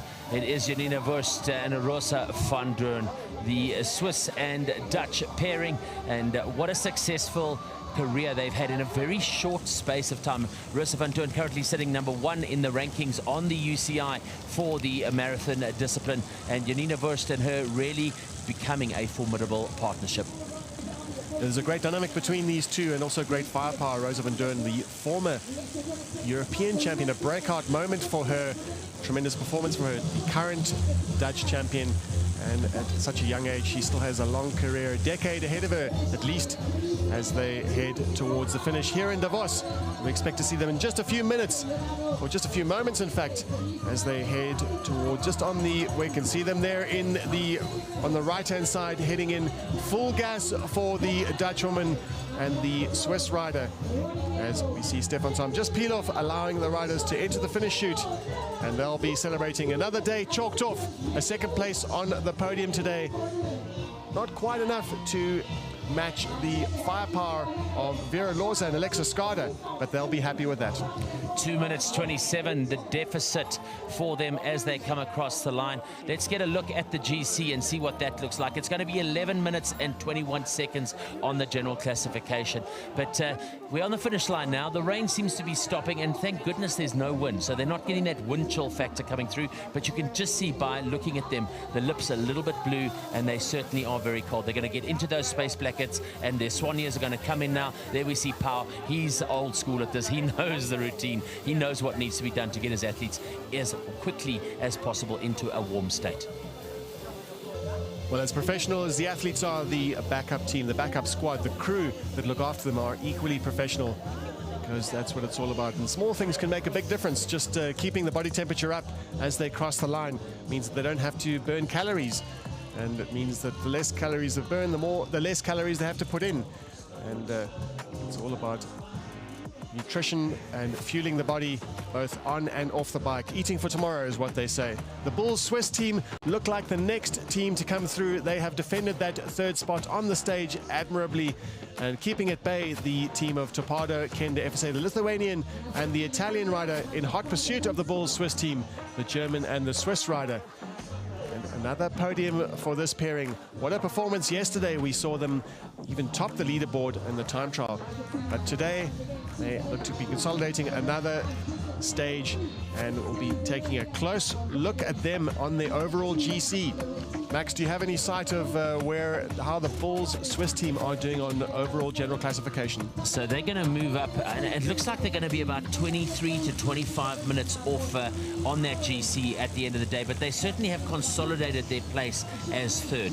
And what's been good to see, and we talk about it a lot, there's this momentum shift mentally when you see what is possible and you believe what is possible. And these two riders have certainly found that here at the SPAR Specific. They've learned that their abilities are real, they've learned that they are capable, and they've learned that they are podium contenders. And in mountain bike stage racing, patience is very often rewarded. It's about keeping the powder dry, keeping the head, and just cracking on. It sometimes has great rewards, as is proven by the Bulls Swiss team. As they head towards the finish, we expect to see them in just a few moments. They are close, and they will be already able to hear the announcer welcoming them in to the race village, the start-finish area in Davos. And team of Alessia Ney and Kim Ames, another incredible day out as they celebrate. Big smiles all around. Delighted to be on the podium again for the second time at the 2025 edition of the SPAR Swiss Epic. The fourth stage done and dusted. It's a Saturday morning here in Davos. A lot of families coming down, a lot of kids coming down from Davos to witness the spectacle that is the SPAR Swiss Epic, and certainly good to see that they've got role models for the future. What a great ride from Alessia and Kim. I look forward to chatting to them just now as we find out about their stories. Neil, what a day. We've got two more of our UCI women's teams coming home, but it looks like the weather is starting to play ball with us here on the finish line. Well, thanks, Max. We have the rain has cleared a little bit. We don't have that downpour, and I'm sure viewers would have heard the background noise that is so familiar, the absolutely pouring rain as the top UCI men and women pass through the finish here. The course certainly is damp, with Alessia Ney and Kim Ames. Just most important thing is for them to get warm, get dry, and also get clean for that all-important podium photograph.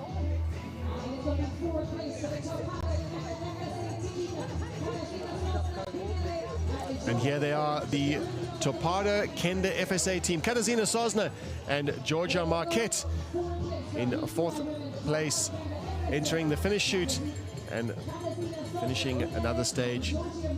Great performance from these two, not quite enough to take on the Bulls Swiss team. The Charging Bulls Swiss team up the leaderboard, up the general classification. Topado Kenda FSA did receive 1 hour time penalty after stage 2, but that's not stopping them riding full gas and putting in maximum effort, and we do expect to see more from them in tomorrow's stage, the grand finale, as we do a loop around the Davos region. Quick look at the leaderboard, the results of today's stage. Loza and Skada win, and Buff Megamo, Roosevelt, Dawn and Janine Wurst, second place, Bulls Swiss team. Alessia Ney in third, 5 minutes and 31 seconds behind the fastest team of the day, Efficient Infinity SEB SRAM.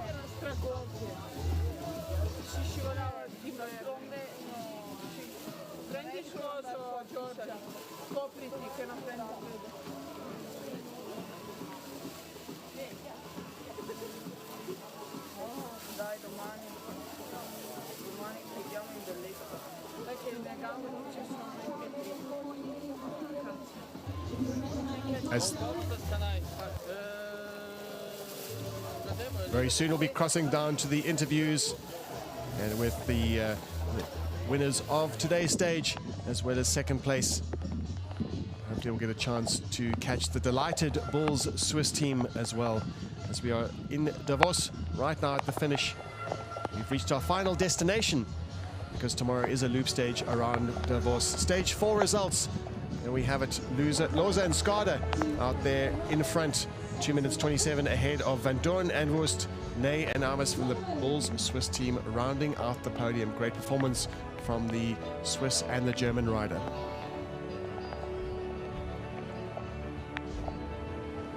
Today's stage shortened slightly due to the adverse weather, and in a few seconds we'll be crossing down to the Buff Megamo team, just hearing what the conditions were like out on the course today on the highest point of the race on the Scaletta Pass.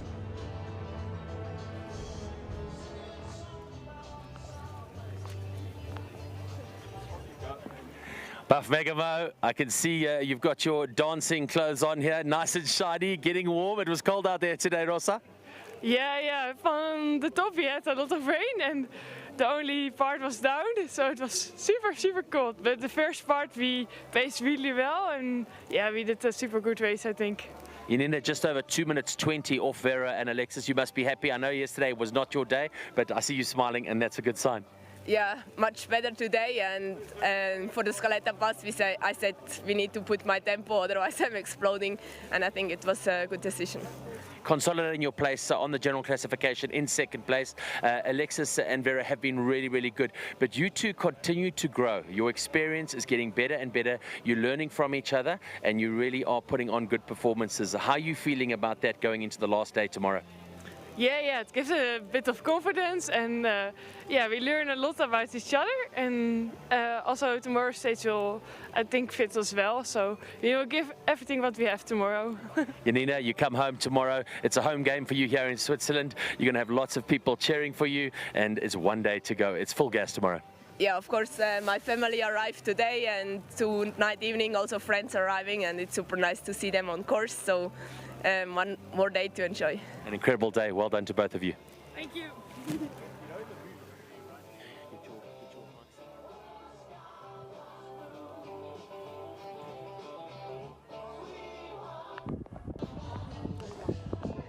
Back at the finish of today's stage, having a quick look at the weather on the Scaleta Pass and a quick analysis of the stage, just where it really made a difference. And once again, the winners of the stage, all the difference was made on the Scaletta Pass, gaining over, or just under 2 minutes on their nearest rivals, and over 4 minutes on Ney and Ames. Van Doorn and Wurst were 1 minute and 55 seconds back. If you just account that section on the Scaletta Pass, they managed to consolidate towards the end, but the day belonged to Loza and Skada. Losing very little time in the Susauna section and taking no risks on the descent. Clear that Ney and Ames are the descending champions of this year's stage, this year's race, in fact. Having a great performance on the descent yesterday from the Bernina Pass. We'll be hearing from the Bulls in just a moment.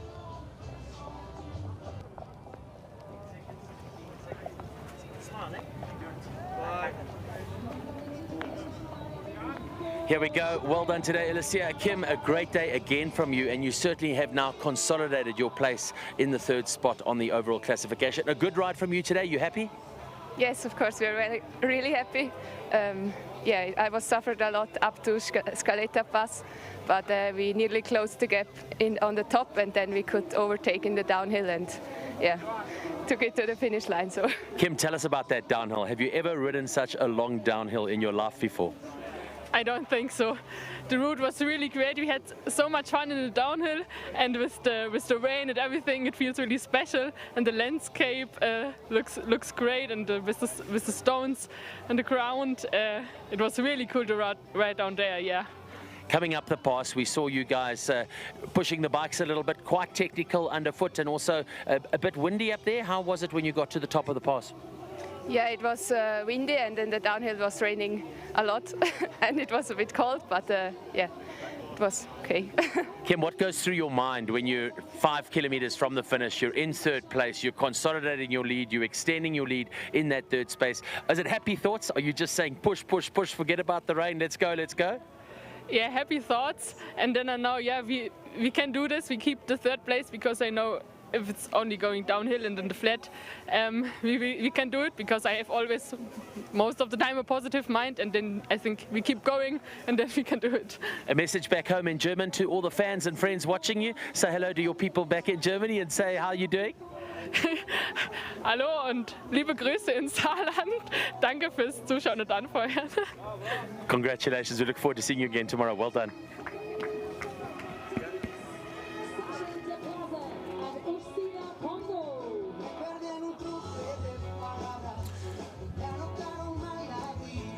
Absolute enthusiasm and joy after a podium place in today's stage. Their 2nd podium of the week, in fact. Bulls Swiss team, great performance from them. And I don't know if they're quite aware of how much time they put into their rivals on that pass, on that descent off the Scaletta Pass. Some incredible demonstration of skill and nerve on the descent, and also perhaps a little bit of local knowledge, as the team who came 3rd today, the Bulls Swiss team. Just a replay as to watching the team of Vera Loza and Alexa Skada coming into the finish, celebrating once again with them. Dramatic victory, 3 victories out of 4 on today's stage. Missing out on victory on the 2nd stage, leaving the sprint up to the Buff Megamo team with Sosna and Marquette up ahead. Just a replay of today's stage with Rosa Van Doorn and Universe finishing, consolidating their day and their week, in fact, in 2nd place on overall general classification. 3rd on the day today. We've been talking about them. We heard from them, Alessia Ney and Kim Ames from the Bulls Swiss team. Absolutely delighted with their performance. And in just a minute, we'll be down on the line with the winners of the day. Vera, what a day. Alexis, what a day today. Consolidated your lead, extended the lead, 2 minutes 24, I think. So a good day. And nothing spectacular happened out there today. You just seem to be ticking boxes like metronomes. Yeah, I think it was another solid day out there, except the rain threw a little bit of a curveball at the end.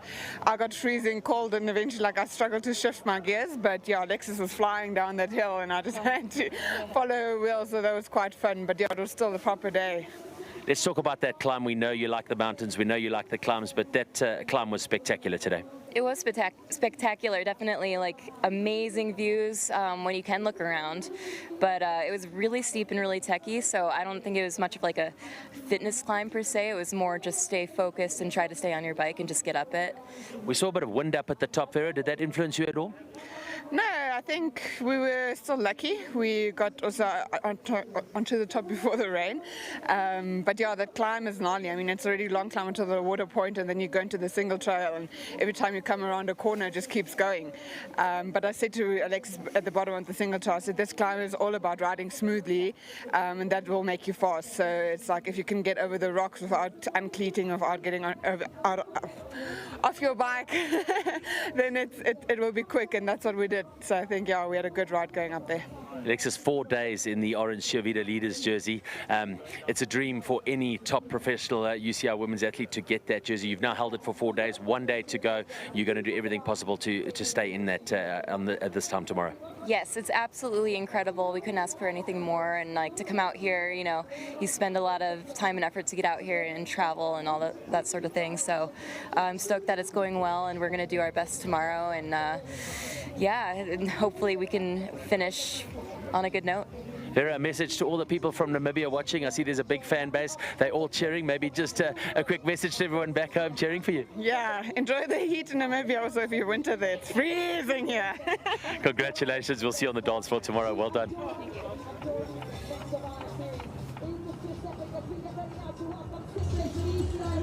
Just hearing from Vera Laws and Alexis Scaletta just how cold it is and how deep they went today. They've all smiles, but they have been putting in maximum effort on the stage. And she touched on it earlier in the interview, just that she's been guiding Alexis Scaletta, although she's experienced herself as a former national champion.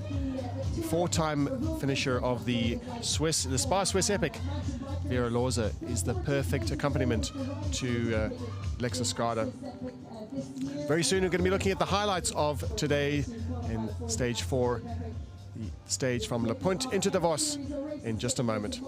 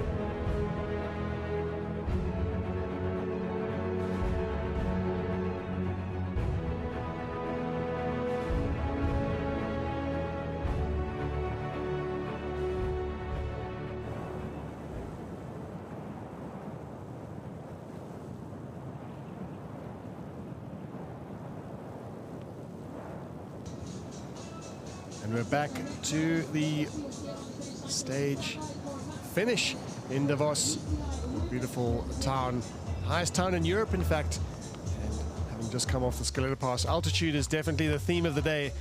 2,606 meters is where they climb to on the stage, the highest point in the week of the SPAR Swiss Epic, exploring the Dürrboden region and these dramatic and spectacular trails with the most beautiful backdrop in the world, the Swiss Alps.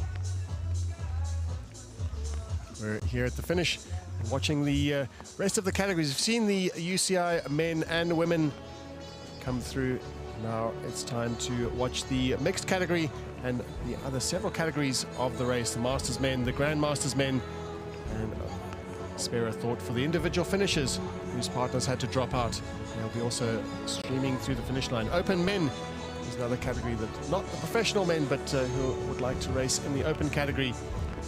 And it is the mixed category we see here, Weinbier and Ress from Squirt Cycling. Great performance from them today, putting 12 minutes into their Swiss rivals.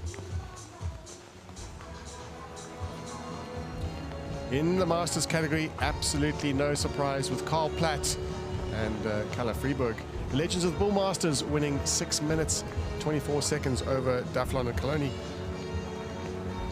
And the all-Swiss pairing Muri and Schlüssel, here cycling Biden in third spot. The Grandmasters, Schneider and Imfeld, the last Steinbock, one of the two last Steinbock. Schneider has finished all SPAR Swiss Epics in history and looking to put another one under the belt. You could say his rival, Barty Booker, the only other last Steinbock in the race. Grandmasters leaders, Danny Schneider, former road professional, enjoying yet another SPAR Swiss Epic.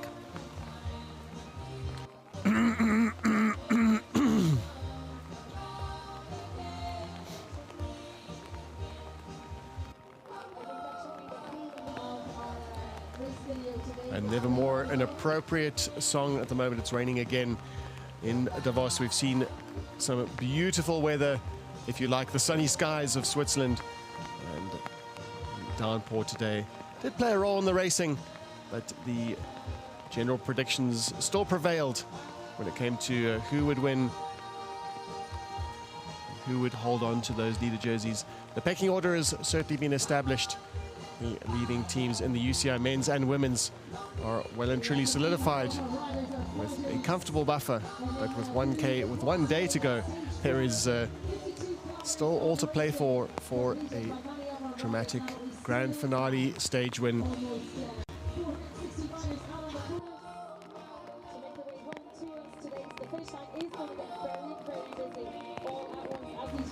We've been treated to some fantastic footage all week, and in no small way thanks to the Bulls Media e-bikes team, who've been bringing us footage from the trail, right from a rider's point of view.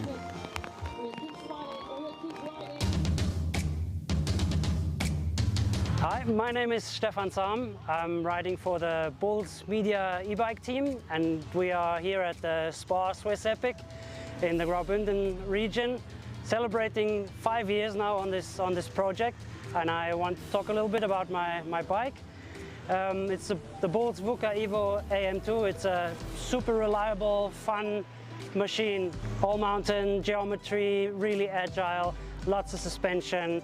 We have a big battery, we have a powerful pinion motor with integrated 12-gear speed, or gearbox. Yeah, just everything that makes it as easy as possible for me and Thomas Dietsch to follow the guys and bring the live stream and the live action onto all the channels and to make you experience the race. Now I'm in full race gear, full broadcast gear. I carry a backpack with a cellular bond, and as you can see, a gimbal at the front, a chest mount with 2 cameras, and then for the racing, another camera on the helmet for post-production.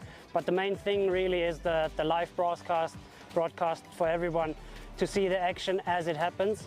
It's quite heavy, obviously, with all the gears. We've got batteries and the bonds and a gimbal create live and stable pictures.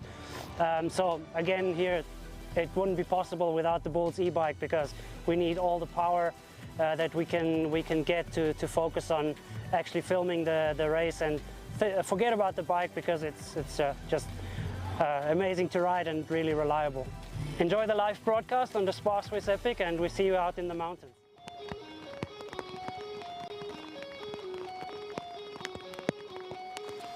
And a quick look at the general classification just before we see the podium celebrations in the UCI women's category. Loza and Skada are ahead by 11 minutes and 21 over Van Doorn and Wust, a Buff Megamo team. Ney and Amos from the Bulls Swiss team, 23 minutes back and 58 seconds. Looking comfortably in the third spot on overall. Calderon and Corticar spare a thought for the defending champions. They've had a week that they would prefer to forget. They haven't yet seen the podium, but tomorrow is another day.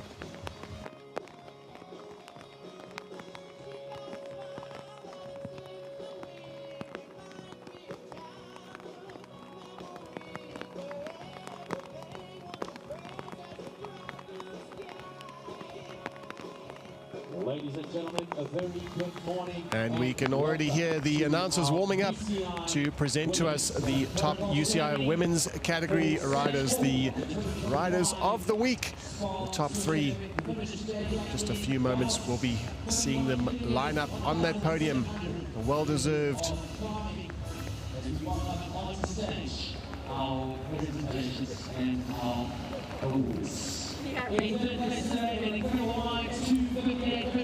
And all in order: Rosa Van Doorn, Janine Wust, Alexa Skada, Vera Loza, and fantastic performance from Alessia Ney and Kim Ames as they stand on the podium for the second time for the week. Buff Megamo, pre-race favorites, and not disappointing their fans. But the week, and certainly today, belongs to Vera Loza and Alexa Skada. They were already wearing their orange Chivita leader jerseys. And fantastic performance from all three riders on yet another challenging day in the Alps. They can well and truly say they have conquered the Alps at today's stage in the SPAR Swiss Epic, the 2025 edition, with one stage to go.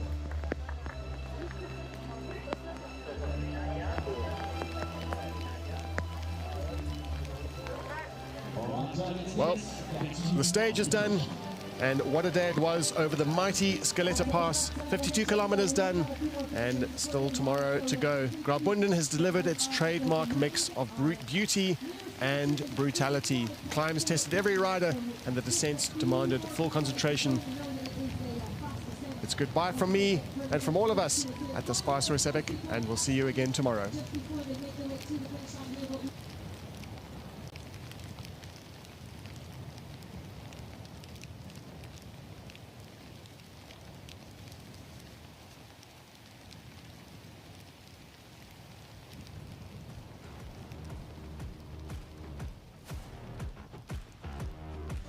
Quick look at tomorrow's stage. It's a 49-kilometer route, 2,000 meters of climbing. Most amount of climbing per kilometer of all week, so it'll be a challenging day out. And they will be taking on some of the most spectacular trails and the most enjoyable trails of the week before they head back to Davos and to the finish line. It'll be a perfect close and a high-altitude flow with thrilling descents and, again, pure alpine celebration. Thank you very much for joining us, and we'll see you again tomorrow.